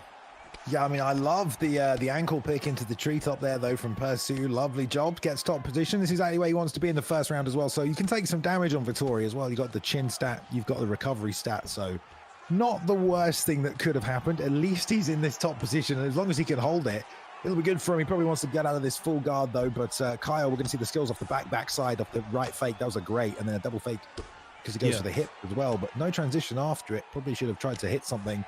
After that first fake, foot on the hip fake, nice work. Now go for the backside peel, but that is denied right there. And the pass from Pursuit and the side control slice as well. So good work, just countering that active guard right there. I really like that. Pursuit staying calm. Now can get some elbows off Boxer. Yeah, that was a very active guard. Not sure if any of those were undeniable, but you're trying to get your opponent to gas on that, you know, by trying to do a transition block, and it's not there. I mean, a very active guard. You know, let's see if he can get back to the guard, but Balian already in a crucifixing position, but able to get out right here, draining down some huge elbows. He's going to have to find a way to get out of this position, but he's still in trouble here, Balian. He has his back taken. He wants to get out of this position also. Yeah, problem with Pursuit here is he hasn't got an armbar, I don't think, from the back. He's only got that choke, which I don't think he can hit, unfortunately, but he's still riding this position, going to go for the post drop as well. I love that he's just going for damage, trying to even up some of the damage he took earlier, at least get that block gauge down a fair bit, which he's managed to do as well. The Bulldog choke is there if he wants it, but goes to the back mount. Will we see a transition as well? Same as before, so Kyle is basically trying to roll to half guard at the same time as the back mount transition comes in. So rather than deny the transition, you can roll and you end up in this back sit, and then we go back to this backside control position here as well. So Kyle kind of defending by transitioning, not blocking, but it's still working out for him. The posture up though again here from Pursuit, being a veteran tonight, dragging this to the mat. That's which is what you want to do with that Vettori pick, but close first round. You probably have to lean to Kyle though for the was it a flash or was it a knockdown? Here it is. Bam. It might have been a knockdown, Bailey. That looks clean, and that's exactly what I was getting ready to say. I would lean to Cal. As with the rules, you know, the very first thing that's looked at is, you know, successful striking, and that's exactly what he did. And I don't know how much Percy was able to land on the ground, but let's see if Cal can keep this standing, because if it goes to the ground, seems like Percy has great top control himself, and that's exactly what he's doing. He's going for it early, Bailey, and that's what you want to do. And Cal, that was a big moment in this fight to keep it off and keep it standing, Bailey. Yeah, I mean, let's face it, Percy did not do very well on the feet last round, but you know, he got the top position and completely changed the fight. So on the feet, definitely wasn't going great for him. Now he's just really pushing for that pull counter, but he's at least making Cal think twice about it. Every takedown attempt has been denied so far. Stuck him with a stiff straight left there on the way in. That's not bad. Wants to be careful moving forward into strikes though, because he's just going to take more damage. Takes the center angle there as well. Let's see if Carl can land something for Peace, and the lovely left hook there as well. Sits him down, Boxer. That is more damage on the board. Percy really needs a takedown. Percy would need a takedown, and now you already know whenever you get this knockdown, 2 knockdowns here, Cal probably is in control of the second round. Great job. It would be interesting if Percy got a takedown here, but I'm not sure if he's able to do it. But Cal is looking very impressive, very comfortable on the feet. He's done that 3 or 4 times now. He'll step off and throw that uppercut. Every time he leans over for that left, the uppercut is there. Really, really nice read by Kyle to know that as Percy slips, throws a straight, he can just step off an uppercut. It's nice to see it. Almost threw it again right there. Definitely in control of the striking though. Nice slip there from Percy, but he goes body kick, gets tree topped as well, and now on top. One more time. Kyle with some great ground and pound here, and straight back to the feet. Yeah, I would expect Cal to stand up where he's been doing very great on the feet. Actually was able to get some control time. Well, maybe not control time because it was in his guard, but man, Cal is able to just like get his knockdowns, and he's looking very comfortable here with a very fresh Robert Whitaker. And a huge spinning back fist, Bailey in there for yet another rock. And man, has Vettori on the back foot, Bailey. I mean, what you got to do if you're Percy right here? Lead hooks. Throw some lead hooks. Stop throwing straight shots and start throwing lead hooks, because he just keeps getting slipped and uppercutted. but now you see the pull counter coming out as well. I honestly don't know if there's much Perseus can do here. He's at the point where he's already at a footwork disadvantage, a speed disadvantage, and now he's lost his stamina as well. There's a slip too. Lead hook to the body, but he knows the step-off uppercut is coming. You saw the animation get loaded right there, so he has to be careful. Going linear. This is at the point where Kyle is just flowing because he's done so much damage. Another spinning elbow lands as well there. Not much needed to knock this Vettori pick down. And Kyle just the coming out party right here as well. I mean, this is a great way to get things started if he gets the win for Team No Mercy. Yeah, now one thing you got to be careful of whenever you got this Marvin Vettori pickup, he has a 98 chin, so that's why we're seeing knockdown after knockdown. He's still in this fight, and you can gas yourself out trying to knock out Vettori. So I mean, he's still very dangerous here, especially if Perseus can come out in this third round, get the fight exactly where he wants to on the ground, and then land some ground and pound. But this is what you're seeing right here. 95 cardio, 98 chin from Vettori, and he's still not out of here yet. It's like, what do I have to do to get this guy out of here? And you never know, Bailey, and we've seen stranger things happen. Yeah, did you see the little pull party at the end right there as well? He had the little three-way pull. Nice to see. Perseus going back on the attack, trying to march into that range, but they trade the rear hook right there. Kyle being faster, beats him to the punch, lands it clean, and I don't know how much Perseus got left. He might survive this round, he might not. Needs a pull counter elbow, needs to slip and land an uppercut, something big. But that step off uppercut is still coming. There it is as we talk about it. Exactly as we talk about it, he throws it. Got to be careful of it. Overhand, bounces off the block, double up on the lead hook now. There's a window for the uppercut there for Perseus, but oh, he landed the jump knee, and the uppercut lands as well. Nothing in the tank. Oh, he had it, but he got a little bit overzealous and ended up getting, what's that, a pull elbow, just clean knockout there. Just for Cal, it wasn't too much you could take, even though he has a 98 chin and a wake up call where he recovers from stuns and knockdowns more quickly. Just, you can't take but so much, Bailey. And that was a clean elbow there coming out for Cal for the victory. Very impressive performance. Execution right there. I mean, props to Kyle for the clean striking on the feet right there. We did see perhaps some holes in his game right there if he gets taken down, but I tell you what, Kyle is now 2-0 as far as season 4 goes here, and he's getting some wins for his team No Mercy. I'll just remind you here, guys, this is number 4 No Mercy against the number 2 team, the Kings, who are 3-0, have not lost yet this season, sitting firmly atop that leaderboard, swapping first and second place with Team Dark. If they lose here today and No Mercy get a win over the Kings, it's going to shake this whole division up for the rest of the season. And they just got a win in the first game, so it's 1-0 right there to No Mercy, courtesy of Kyle taking on the vet in Perseus, gets it done with the striking on the feet. Let's go to the lightweight division.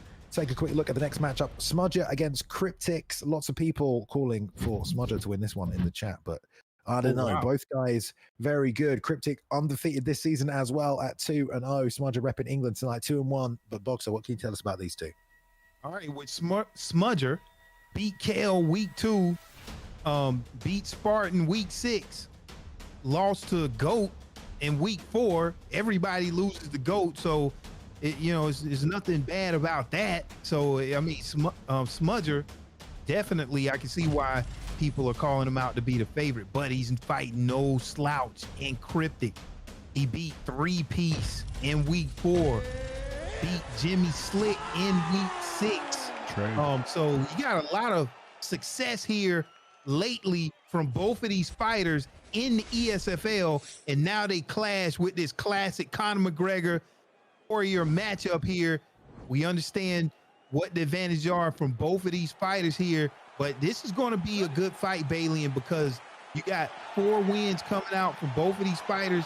They're going to clash. Somebody has to lose. So let's see whose hot hand can override the other here. Round 1, Bailey, and take it away. All right, here we go. They desperately need some points on the board if they want to hold on to that top spot. Do the Kings here tonight. So Cryptic in the blue repping the Kings. They're down 1-0. Red team up 1-0 right now. One more win, they get it on the board. Smudger here, very, very dangerous striker with Conor already trying to get that left hand involved off the center line. Lots of forward pressure from Cryptic, who's undefeated so far this season. Toe to toe they go. Power for power with both these guys. Slip center straight, does nothing, shows it again. Hands come up for Cryptic, but doesn't fire back. Both leading with the jab, trying to land that rear hook as well. And there was a nice one that popped through for Smudger. Very accurate. The two, though, missing just out of range. Trading toe-to-toe. Is this an advisable strategy with Dustin Poirier, boxer? Yeah, I mean, right now, he's looking pretty good. But the only thing is taking a little bit too much head damage right there. I see Smudger coming in, and sometimes he's coming in and, you know, he's swaying off to the right. Let's see if Cryptic can, you know, key on that and then maybe throw, that left hand, exactly what he did right there.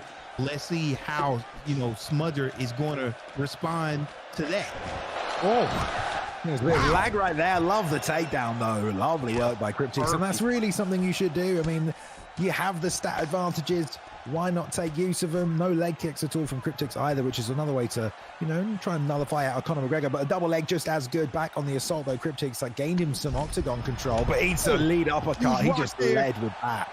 Beautiful timing on it. Stop the level change, and there's a lot of head health already missing from Cryptic right now. Smudger looking very, very good. You know, Smudger repping No Mercy. Way too early to call this fight, but that's a 2. And trying to get No Mercy a 2-0 sweep right here. Yeah, when you had his Conor McGregor pick up and, I mean, you get it going, it's going to be very tough to come back from here because that fast hands perk, all of that power from Conor McGregor, and you're not pushing the stamina advantage, then it's going to be an uphill battle for you. But let's see what Cryptic is able to do. Like we said, has some success here lately in the ESFL, but so has Smudger, and we see why. Right now, Smudger is in control. Got over a little bit of lag there, right back at it, but landing some huge left hands there, right there from Smudger. Nice work by Cryptic. Just slipped the straight left and just rolled back with the uppercut. More of that can work out nicely for him. The way Smudger closes distance is very strange. He almost like he sucks you in, and then he can just tee off on you and then fade back out. He's doing a very good job with that. Cryptic's being forced to kind of 5 second all the time. That time he faked the straight to the body, came back up top, didn't really follow up immediately. They trade the hooks right there. Head health though, big chunk of it missing. You will recover well with the Poirier pick for Cryptic. And he is getting a feel for the rhythm and the timing of Smudger. There's a nice slip too, though, a little too slow on the return, couldn't fire back in time. But in terms of the first round, I think most people would lean towards Smudger in this one. No Mercy going to be happy with it. 2 more rounds of that. And perhaps No Mercy go 2-0 right here over the number 1, you know, ranked team per se. Yeah, and what I'm seeing with Cryptic, like you say, like he's able to close that distance. What I'm seeing is the way that they're playing footsies right now. They both kind of come into each other at the same time. And to me, that would favor the Conor McGregor matchup because of his fast hands perk. You know, but yeah, well, that's what I'm seeing. They're kind of backing up. And then they come in and collide at the same time here. And that's one method to crowd your opponent.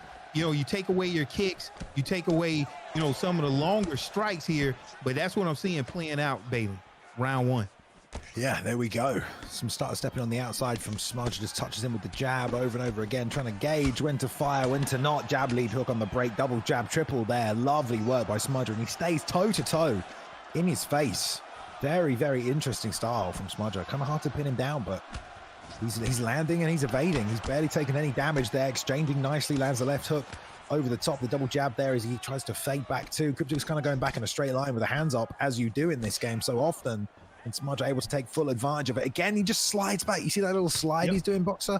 Just to be in range to land the left hand if he has to. Very, very nice. Very subtle.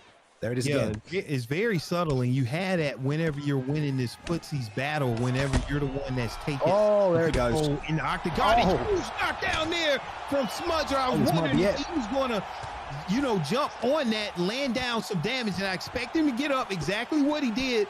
But, man, Smudger, nice knockdown there. That's going to separate him and pull him away, you know, from Cryptic here in the second round. Out of nowhere, Bailey, huge knockdown. Yeah, unfortunately for Cryptic, he really has to get that head movement going. There's the elbow that landed nicely. He's just taking too many shots right now. That double jab has really beaten up his block. And another knockdown here. This time, surely the ground and pound will fall through. 3 frames on the same side there. That saved him from that. Let's see if he can do anything off the back. But this is not looking good right now for Cryptic. That 2-0 is about to go bye-bye, I think. Okay, but now if you're Cryptic, I was like, yeah, I mean, you would have to turn this around maybe on the ground, but back to the feet right here, and where Smudger has had a lot of success here. Now Cryptic switching back to the very dominant side of Dustin Poirier. Nice pull, but no return here. Whiff on that back roundhouse. Man, but Smudger looking in control here and looking very fresh with that Conor McGregor pickup.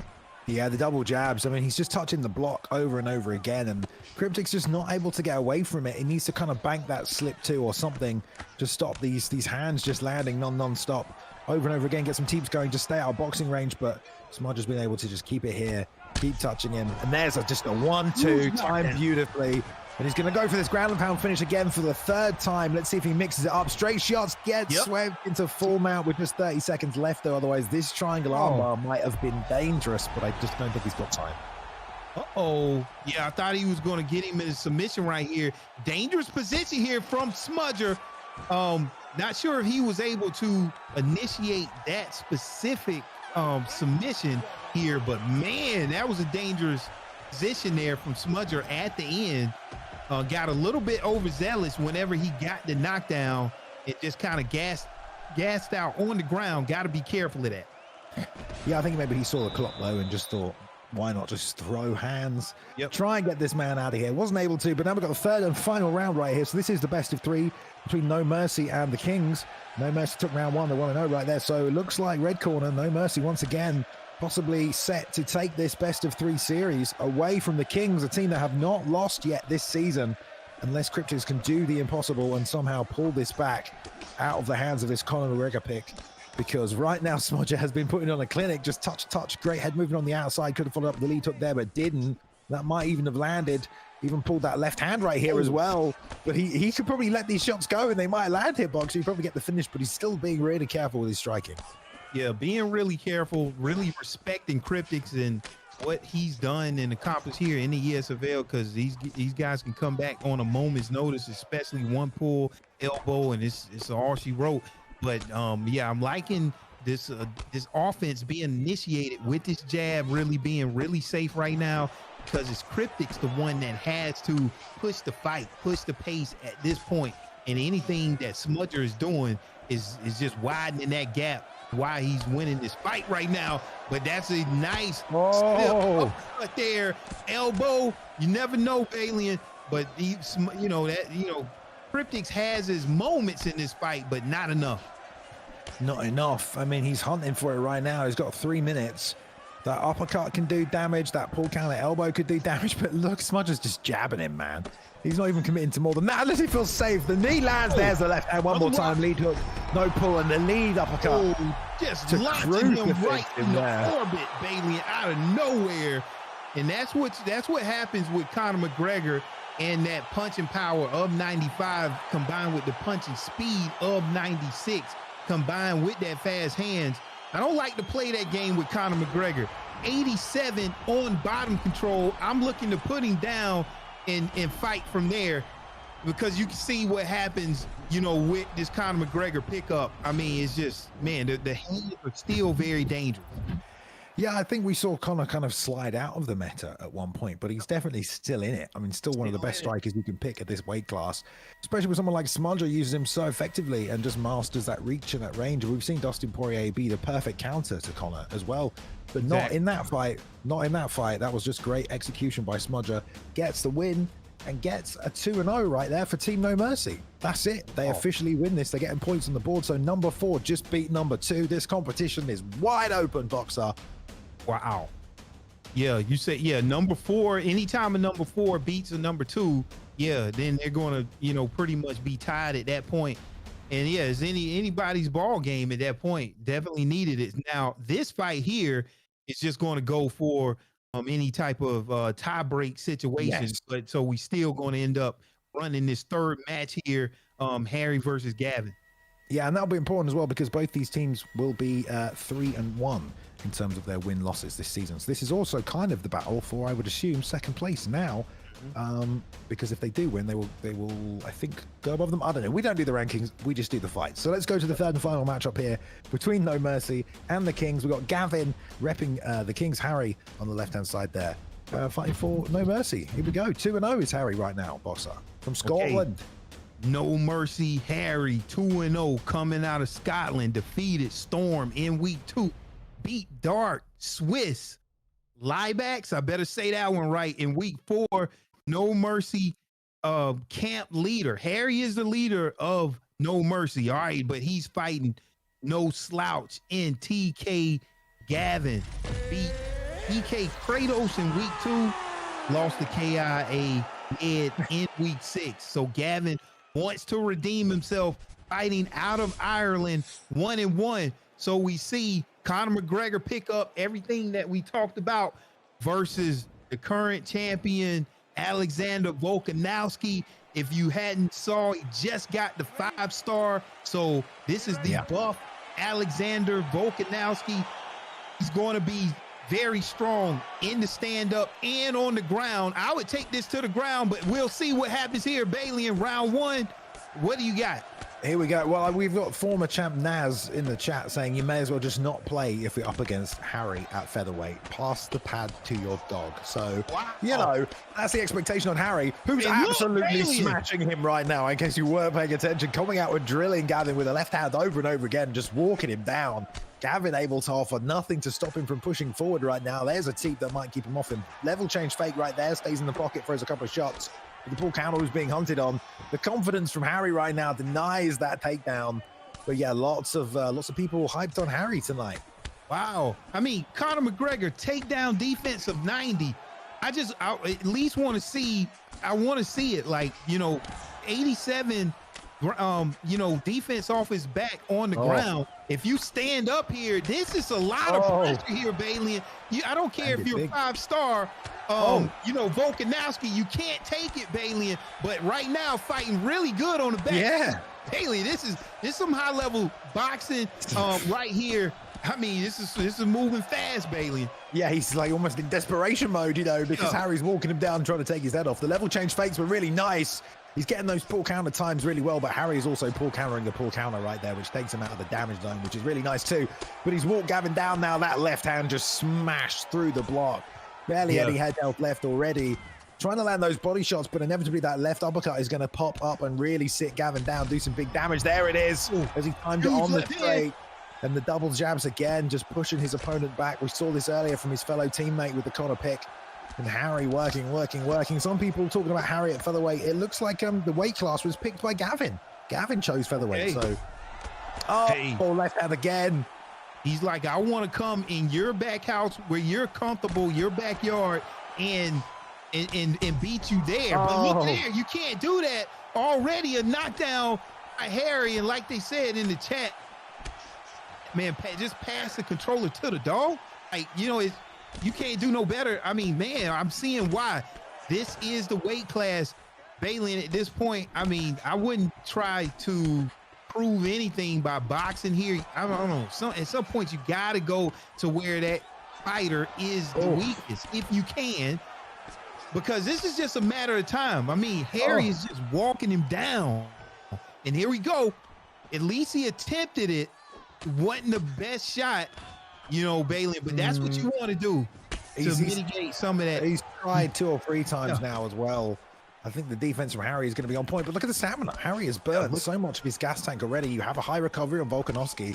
But Gavin's still here. If he cannot get dropped again, he might still have a chance for this. Just ride this round out into the left hand and West eats the uppercut. Oh, he got rocked right at the end. He slipped the clinch then, but he stayed in there after 1 round somehow with Volkanovski and just all the health stats he inevitably has.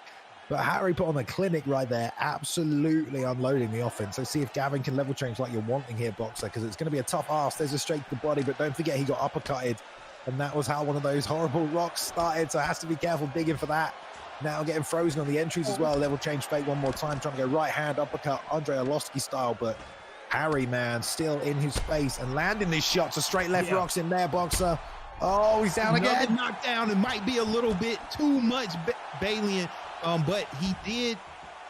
He hadn't gassed himself out yet, but he still has to be cognizant of that. But it might just be too much damage. But Bailey, just like we said, see, Gavin is still in it just because of the stamina advantage there. If he can manage to get this fight to the ground, you never know what can happen because that's when all of the Volkanovski perks take over here, Wrestle Clinic and Workhorse, but he couldn't get it. Harry just on top of that, great takedown defense from Harry himself. Good takedown defense. Nice slip there to avoid the uppercut and 3 shots to the body. Lovely work right there. He slipped the uppercut as he level changed, did Gavin, and he got the double shots to the body and the rock in off that as well. So a ray of hope for Gavin. If you can just protect his head health, at least he doesn't have to worry about the body shots anymore. As long as he keeps his hand up, but there's one more straight left. Just not enough in the can, couldn't slip. Rolls into that uppercut, and that is probably going to put him away right now. Harry in full mount. Not much in the tank, but enough to get the win and the TKO. That is 3-0 for No Mercy. This week, week 8, they just swept the #2 team on the leaderboard. This competition is wide open, Boxer. We've said it before, PlayStation side of things this season. Ooh, it's a close one. Wow, that is a close one and a very impressive performance there coming out from No Mercy, getting the 3-0. He couldn't get away from that uppercut. I felt, even though I saw what Harry was doing, it was still, to me, it could have turned just because you got a 99 cardio for Alexander Volkanovski, but he wasn't able to get away from that pressure from the very start. Very impressive performance by Harry. Gavin, one of my that was a great fight, but man, No Mercy putting people on notice. They're on the come up, Bailey. Yeah, man, on the come up indeed. So just in terms of how things all shake up today, so you had Showtime Killers, who were number 7, 0-3. They are now 1-3. 3 were 1-2. They're now 1-3. So those two guys are on the same score at 1-3. KIA were 0-3. They're now 1-3. And Tune Squad were 1-2. They're now 1-3. So we've got all 4 teams in the bottom half of the table on 1 win and 3 losses. And then at the top half of the table, 2 of the teams are now 3-1. And after this, you know, if EK can beat Dark, they'll all be 3-1. So on PlayStation, we've had some really weird sort of matchups in that we always had undefeated teams fight undefeated teams and stuff like that, and now we've got the same scores mirrored across the board. So we'll see how it goes after this one. One more matchup left here tonight for those of you people who are still here, still tuning in. We've saved the best till last in terms of ESFL veteran status, I will say, because it's time for Team Dark versus EK. EK, one of the longest standing esports teams around. Let's have a look at the matchups here between the two. And obviously Team Dark, Boxer, some of the best players in the world training out of this camp. And they've put forward a fantastic team tonight. I mean, look at this. Let's take a look at the EK team tonight as well, because EK always come correct. They've got Kratos here, who is just a veteran. They've got God Ate My Pig, who's one of the best players that EK have ever had on their roster. He's a fantastic player. And then Dabican, one of the first ever champions, a legend, 1-0 so far, coming back again this week. But look at these matchups. Kratos gets K Young Butter, who of course came at ESFL Live in Vegas, showed up, competed on Team Dark now as well, nestled in. We've got Crooks, who didn't get to fight last week, Boxer, because they gave him a pass. Remember, his opponent didn't show up. Crooks didn't get to fight. He gets to fight this week. And then JC21 against Dabican. This is like, you know, we don't do normal cards this season, Boxer, but these guys could all be matched up in the main events, the main card, basically. Yep. We have a main event matchup here. I could say so much about each one of these fighters. Got a chance to meet K Young Butter actually at ESFL Live. He was like, yeah, you know the name, you know who it is, and he's fighting at a very high level right now. What can we say about Crooks? I mean, Crooks is just very technical. I noted that even before we even as soon as UFC 4 came out, I was like, man, who is this that's so technical? He's very dedicated. JC21, I mean, just been champion so many times. And then we can't say enough about Elite King, but let's get into this matchup. Enough talking about it. Let's be about it, Bailey. Okay, and what we got for round first matchup. Right, well, here we go then. We've got Kratos for EK. EK in the red corner here tonight. They did not win the coin toss. Looks like Team Dark won the coin toss. They wanted middleweight. So first pick on Kratos in the red corner, hovering round Robert Whitaker. But right here, K Young Butter in the blue, repping their Dark. So here we go. Let's have a look at these matchups. EK Kratos 0-1, so he's looking for a victory, fighting out of the USA. Lost to TK Gavin in week 2. Just saw what Gavin can do. But ended up losing to Harry. adapts to any situation and well-rounded is Kratos, but he's fighting K Young Butter. A 1-0 here, fighting out of USA, beat KIA. Jimmy Slick in week 2, was in the final 8 of ESFL Live, joined Dark a few weeks before this season began, so he wants to come out and perform well for Team Dark here. And what was the pickup here? We got K Young Butter with Robert Whitaker, and then we also have the other way Kratos around.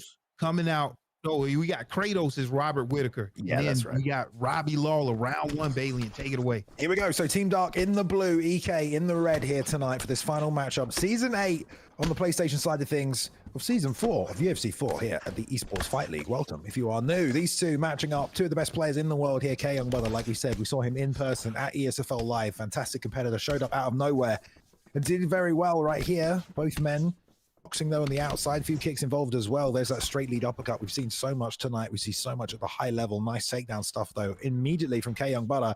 He's going to need some of that on Lawler. You got to make this a war of attrition, beat the block up, rely on your health stats a little, but Kratos with the hand speed and the footwork on the outside tags him with a lead hook. Nice job. And this close-up camera angle's a little off-putting, isn't it, Boxer? Look at this.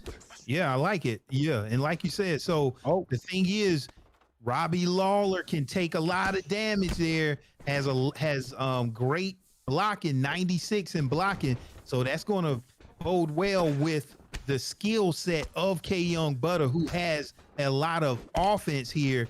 And I'm seeing the stamina advantage already play out in the hands of K Young Butter. He has some very fast combinations here, but let's see what Kratos has using this Robert Whitaker pickup here. Man, these guys right now, Bailey and K Young Butter seems to be pulling away early. Oof.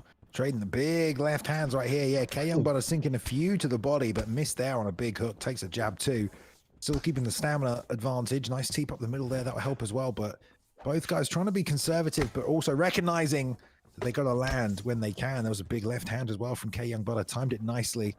The Robbie pick is good. You just got to be a bit more methodical. You can't afford to be missing all the time. He's been chopping away at the body as well nicely. There's a nice straight body kick as well.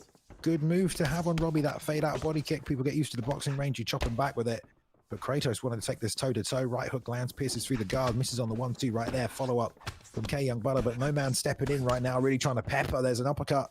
But K Young Butter still doing just fine. Still anyone's round, really, Boxer, here as we hit the 1:30 mark. Yeah, anyone's round here. Nice. Surprising, getting that takedown. And just because it was anyone's round, that might have been a very good there to get the takedown from Kratos to try to separate himself. Maybe if he can advance position, he can get some control time and then posture up, land down some ground and pound, and this may be enough to separate him in round 1 in the eyes of the judges. Getting the posture up right now and kind of like the safe body shots that will not get swept and change position. And now he's in full mount, Bailey, and can he posture up and land, you know, even one strike? It's going to be good. And there it is, Bailey, and that might be enough to take round 1 for Kratos. Yeah, they definitely do add up, especially from this full mount position. And he's piercing through the block as well. Yeah, nice get up though. That'll buy him a little bit towards the end of the round. But yeah, probably with that takedown the ground and pound, you might have to lean towards Kratos right here. But both teams want this desperately. I mean, Dark now have an opportunity to firmly secure themselves as the #1 team. If they can win this best of 3, they'll be 4-0. No one else is 4-0 right now. This is they have a chance here that no one else does. But at the same time, EK have a chance to win against Dark here in the red corner across this best of 3 and just secure this top 4 position amongst these players. Just lock it all in.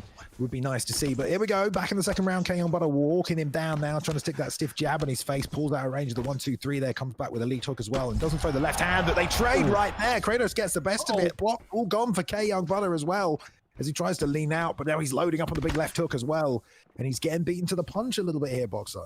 You're getting beat to the punch a little bit, and what I'm saying is getting a little repetitious with the slip hook there coming out from K Young Butter. Has to be careful about it. Get rocked again, but we know this is where Robbie Lawler is comfortable because he has a high block and he has a nice chin, so he can withstand this damage here. But Robert Whitaker is no slouch on the ground. Very powerful striker here. What can Kratos do? Can Kratos now? He is in full, in full mount. Didn't stay there long. Can he posture up, land down some ground and pound straight up the middle, to get around the bar there of K Young Butter? But this is where you want to be with this Robbie Lawler pickup here. I would expect to get to see that transition block Bailey, and what can he do? Can he posture up, land down some ground and pound?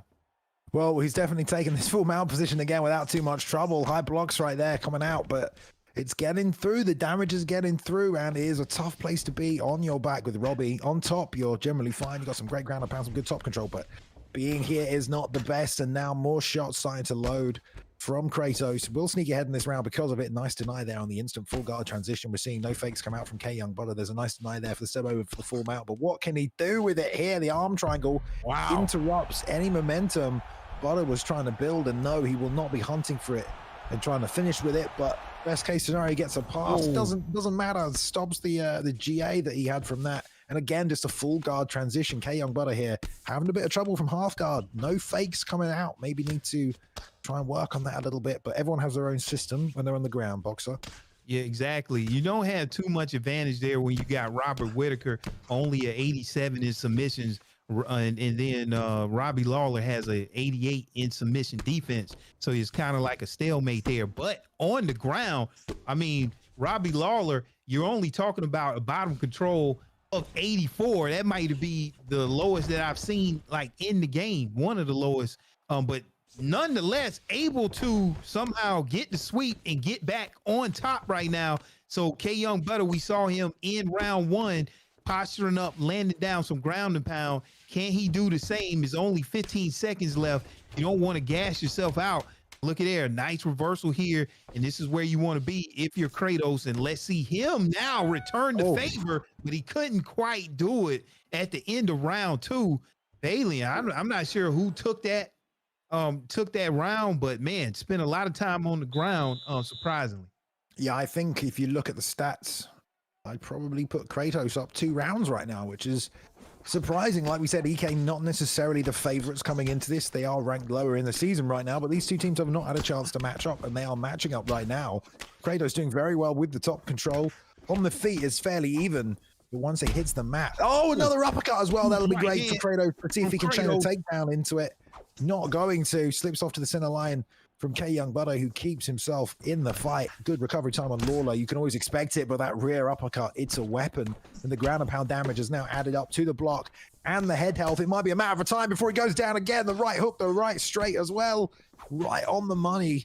Kratos might be securing and the first point in this best of 3 right here, and this K Young Butter can pull something out. Yeah, even it's real interesting because even though Robbie Lawler has that 91 chin health, it has been touched. He does have good defense, and he has to carve the wood, so he has the advantage in the striking right now. So if you're K Young Butter, you want to keep this fight on the feet right now, and try to use some of those advantages. There we go. That's a good job by Kratos to try to get this fight to the ground where Robbie Lawler is the weakest. And that's a good strike there by K Young Butter. Let's see if he can pull on the pressure right now because he has 3 minutes to do it. And right there, right on cue, K Young Butter is coming with everything that he has. Kind of, he gets the takedown, denial there, Bailey. He's still in control. I think he may need a knockout, like you're saying, might be 2 rounds up from Kratos right now. Yeah, good job just running him to the fence as well. Didn't get the uppercut break. Gets the takedown, but it's denied by Kratos. Back to the feet as the camera kind of resets in a crazy way, but the stamina's low on Kratos. K Young Butter going to walk forward and try and get this done with that left hook of Robert Whitaker. Such a high-level move. Next round the side, gets a pull counter elbow, though. Barely enough to get it off, but still hurt Kratos enough. Gets the body lock takedown. So crucial there, Boxer. Yeah, very important. This is like I have to mitigate this damage and this pressure coming out because K Young Butter puts a lot of pressure on you. And this right here, Kratos is very comfortable here, postured up, in full mount there, not really even risking throwing a lot of punches, to let K Young Butter up. I can tell right now he wants to ride this fight out on top here with 1 minute to go. And K Young is doing everything that he can to get back up to the feet there. Let's see if he has something in the bag. 45 seconds left to go here. Bailey, not looking good for K Young. No, I feel like he gave up full mount as well last time, but maybe I just wasn't paying too much of attention. But we're back into the half guard as soon as they get bumped into it. Another deny right here. And yeah, I think Kratos won those first 2 rounds. I mean, maybe the judges go another way here. We don't know. And K Young Butter certainly put on a big fight, but way to take advantage. Because some people think this is a nice counter pick to Whittaker, Robbie Lawler. And in some ways he is, but not if you put him on his back, because Rob's got great takedowns and great top control. Exactly what we saw from that one from Kratos. Classic EK as well, always prepared to mix things up. EK, they always have a well-rounded gameplay and able to just take the fight wherever they need to get the win, which they might get right here. Let's see. Best of 3, EK, Team Dark, the first of the matchup here. We had Kratos, we had K Young Butter, Kratos for EK, K Young Butter in the blue with the Robbie Lawler for Dark, and round 1 goes to EK and Kratos. What do you think of that? Wow, I mean, man, that's what we thought. I mean, Kratos kind of been in control the entire fight. K Young was right there, though. I just think that if he was, just able to get back to his feet, it could have been a different story. But Kratos putting a lot of work in the first 2 rounds, and then just got that takedown and then just sealed it from there. And that's what you want to do. All fights may not end in a knockout, but you take them however you can get them. Sometimes you get them in the form of the decision, and that's what happened there from Kratos. Great job by beating a very strong newcomer, the Dark, K Young Butter.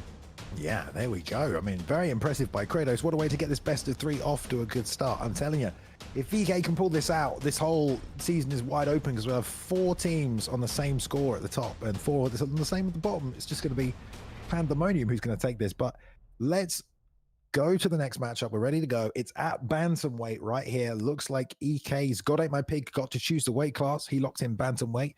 We're going to go to it, and what a matchup this is. We've got 2 veterans, legends of the game, 2 of the best to ever hold the controller. Honestly, if I'm going to be wrong, Gamp has come out of nowhere, very, very good. Crooks, obviously OG legend. Vegas MMA. The ping is kind of all over the place, boxer, so let's hope it doesn't affect the fight too much. But we're at bantamweight, 2 of the best. What can you tell us about them? All right, so Gamp, God Ate My Pig, 1-1, fighting out of the UK, lost to Prioxis last card, but he beat KIA Ben earlier in the season. Former ESFL champion, God Ate My Pig, well known here. Versus coming up, Dark member Crooks, the great. We understand Crooks, content creator. 1-0 here, fighting out of the USFA, longtime ESFL vet. He won by disqualification last card, no show by STK. This is his retirement fight. Oh man. Okay, I'm not sure what's going on with that. I know they probably talking about that in the chat, but look, we got Marlon Vera versus Piotr Jan. EK Gamp versus Crook in the retirement fight. I'm looking at that in all caps. Not sure what's going on here, but let's focus on this fight right here.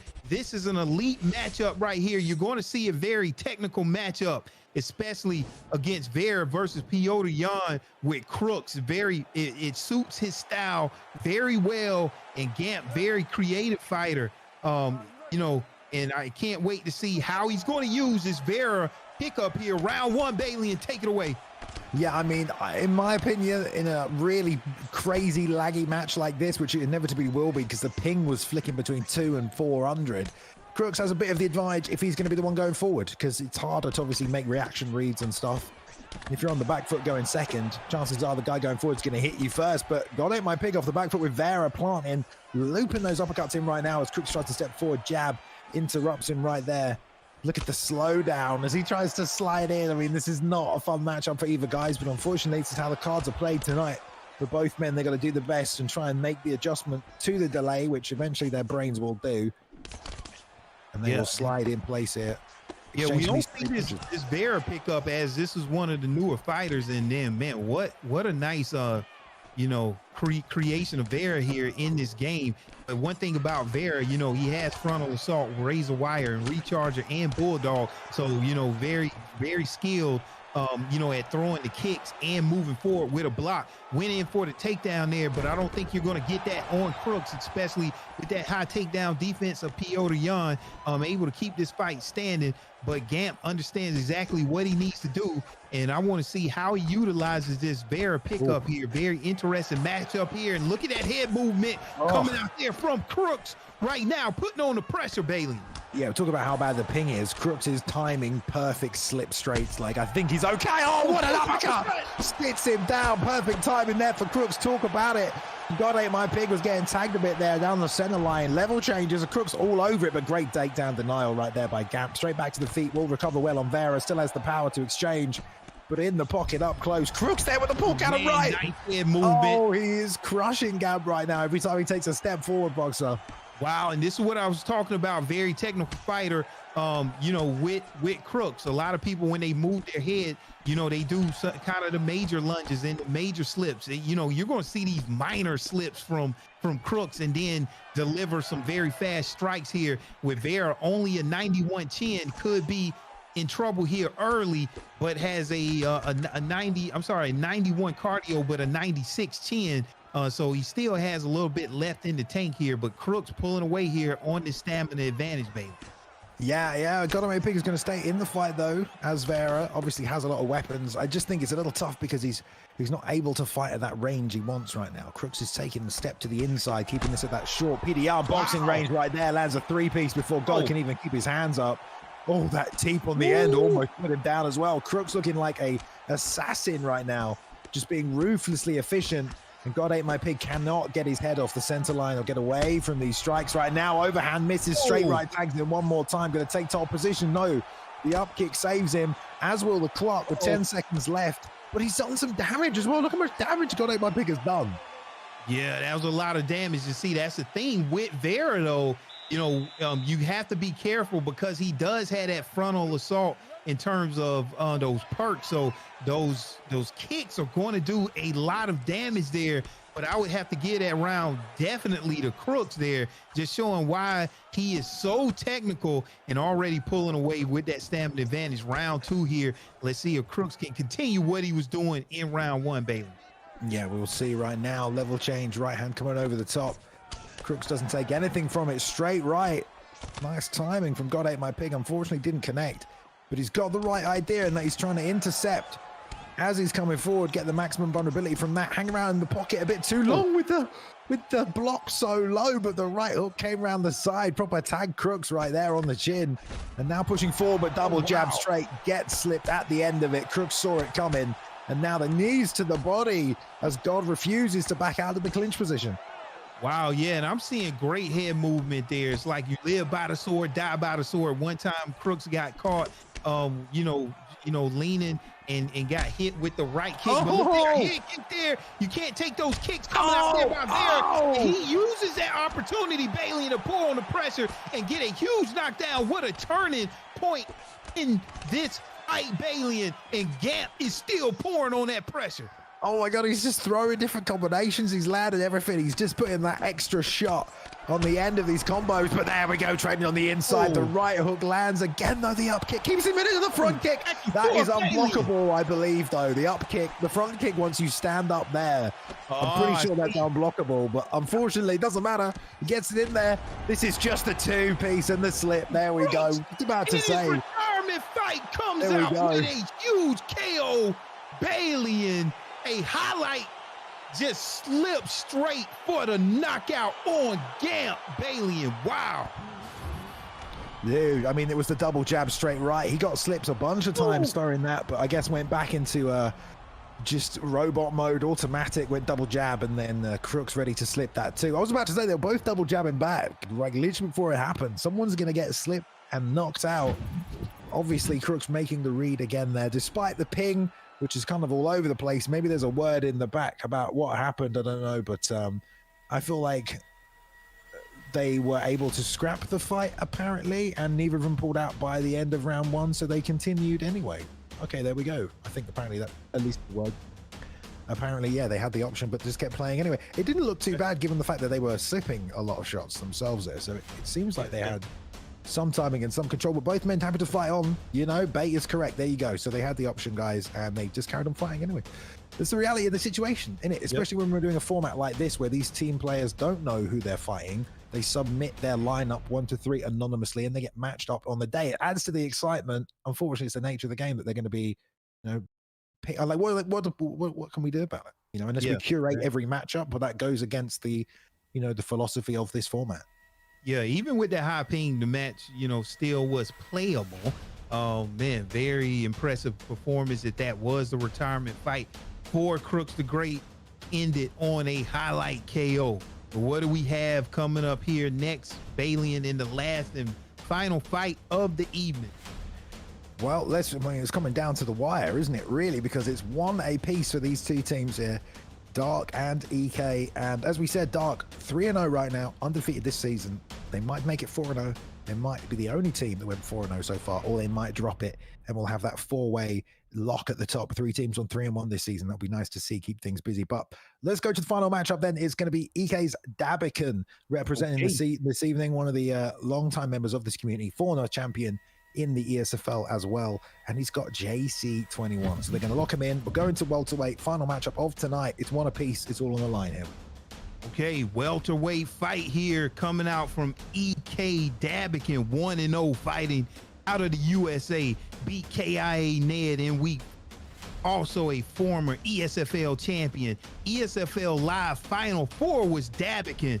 Got a chance to meet Dabican and his family. Man, what just a well-rounded fighter. A lot of just great moments there live now, but he's fighting one of the best to ever do it here in the ESFL, in JC21, who is also 1-0, fighting out of Ireland. Switch from EK to Dark. Yes. Partway through Balian. He also beat TK Pershing in the back. They'll figure it out in week 2, but as a member of EK. So he's helped out EK. Now, you know, he's on Dark, so not sure what happened. I'm pretty sure that everybody knows about what happened in the chat. Which teams? JC likes to work the body and the head. Elite bottom game and an explosive fighter here. This is a welterweight fight, Balian. Round 1, last fight of the match. Take it away. I believe we had for people who are asking as well, I believe we had a window where players were able to switch teams, like a transfer window. I don't believe they've been able to switch all season, but here we go. I'm not sure. You get 1 switch. There you go. You get 1 switch per season. Before anyway, I love how everyone tries to call us out. It's like, we've already thought of this, guys. Don't worry. But here we go. 1 apiece right now. Dark, EK. What a matchup we've got going on right here. Dabican locking in. Leon Edwards here. Kickboxer versus the boxer with most of the Connor picks. Nice pressure from Dabby already, really piling on that lead hook for JC21 to deal with, showing it to him as a weapon. We'll see if Dabby chops low as well, trying to fish for the straight left to the body, a little bit out of range. JC on the back foot, being very patient here, boxer, biding his time. Oh, left hand. All right, so let's see how powerful Conor McGregor is up against in this welterweight. I'm not sure how the game handles that, but you know, we've seen people play this stand-up game against Conor McGregor and end up losing. But let's see how Dabican, former ESFL champion, uses his Leon Edwards pickup to mitigate that. If he wants to stand with Conor McGregor right now, it seems like he has a stamina advantage right now, doing a very great job so far, Balian, in round 1. All right, here we go. Touch. Still from both guys, trying to load that rear uppercut to the body. Gets it this time off the lead hook. Nice work. Knees up the middle are there as well for Dabby. Let's see if he goes to them. As the level change keeps coming out from JC there. Wrap the left hook around as well. And a nice 1-2 on the break. Also cut him open there a little bit as well. Nice check hook though from Dabican. Lots of boxing so far from the Leon pick though. Hopefully he'll let the kicks go soon enough. We'll see some takedowns maybe as well. Leon very good in those positions too, but the southpaw kickboxing enough for Dabby. Jab to the body up top, comes back up and then sticks in with the 1-4. That rear hook as well. Nice work.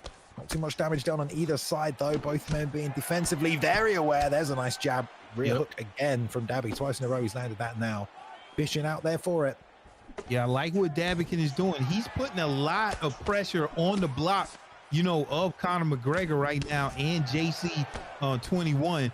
And that may pay dividends a little bit later, because as soon as that block is touched right now, it's blinking. He's doing a lot of pressure. Look at there, landed 2 more strikes on that block. He has to watch out, baby. Damn, man, the slips coming out from both men. This is dangerous. I know we're in the first round, but they're both kind of now finding holes in the defense, and their head health dwindling from all the bleeding that's going on. So many low blocks. Tried to pull there. Nice 2 to the body. That'll work out. Stamina dwindling a little bit for JC21 though.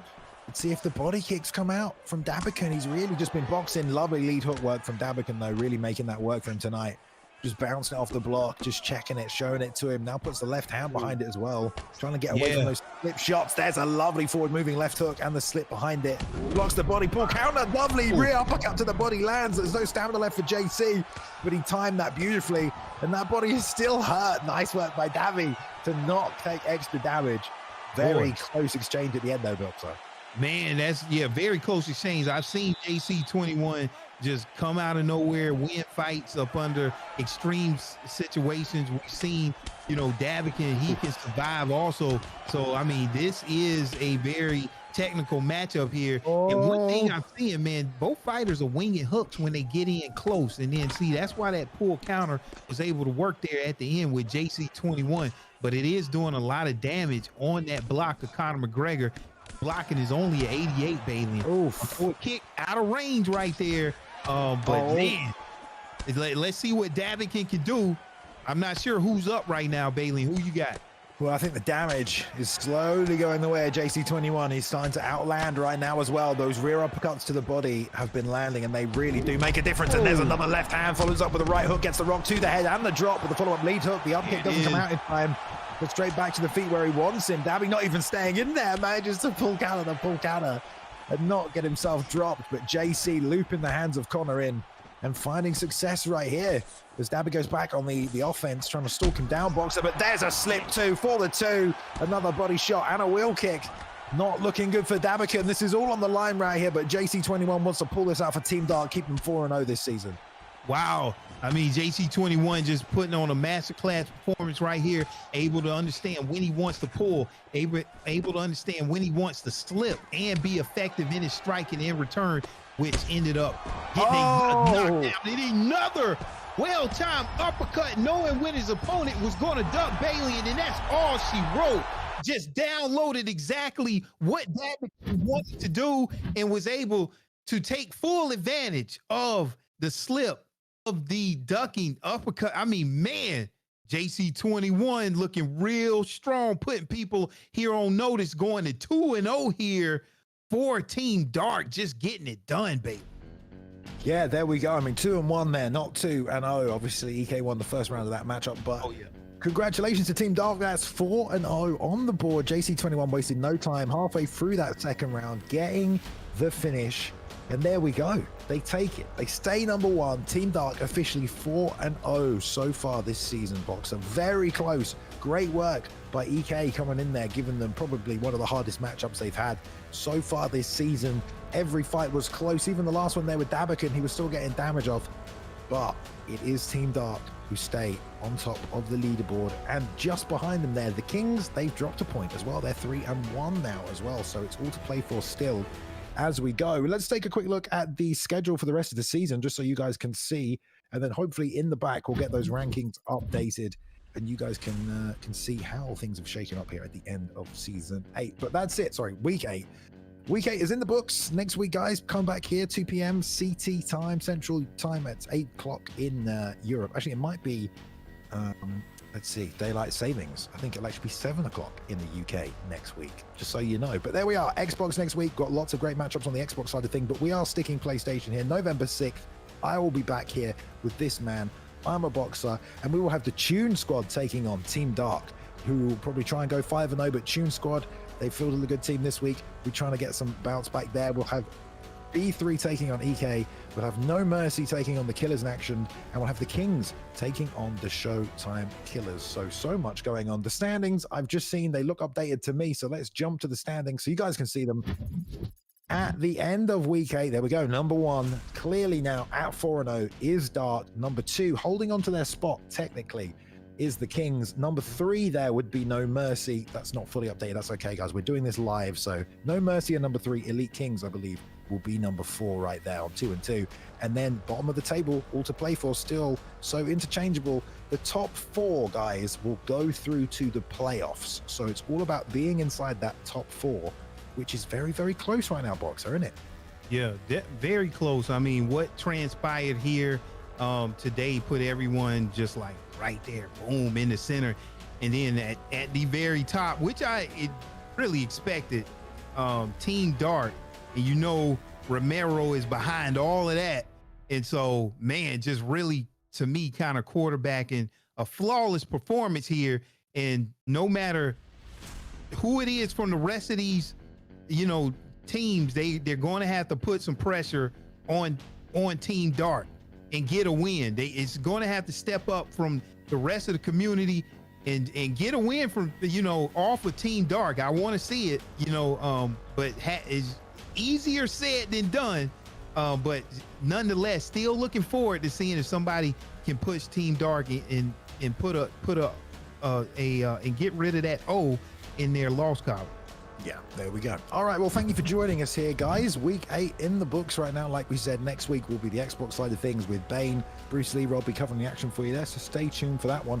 If you haven't checked out the ESFL YouTube, you can watch all the previous events on there from this season and every season of UFC 4, and indeed a lot of UFC 3 as well. Some great landmark events on there. If you haven't watched the Vegas show, go watch ESFL Live in Vegas. Great show on the ESFL YouTube. If you want to get involved as well, jump in the ESFL Discord. You can do some sparring matches. You can try and join one of these teams as well. Try and get your place on a roster and compete in the season. If not, thank you for watching here on Twitch as well as YouTube and on Facebook Gaming as well, where we are now. I have been Bailey, and any last words from you here? I'm a Boxer. Thank you for joining us once again, mate. Always giving up your time on a Sunday for us. No, it's just great night of fights. Looking forward to more.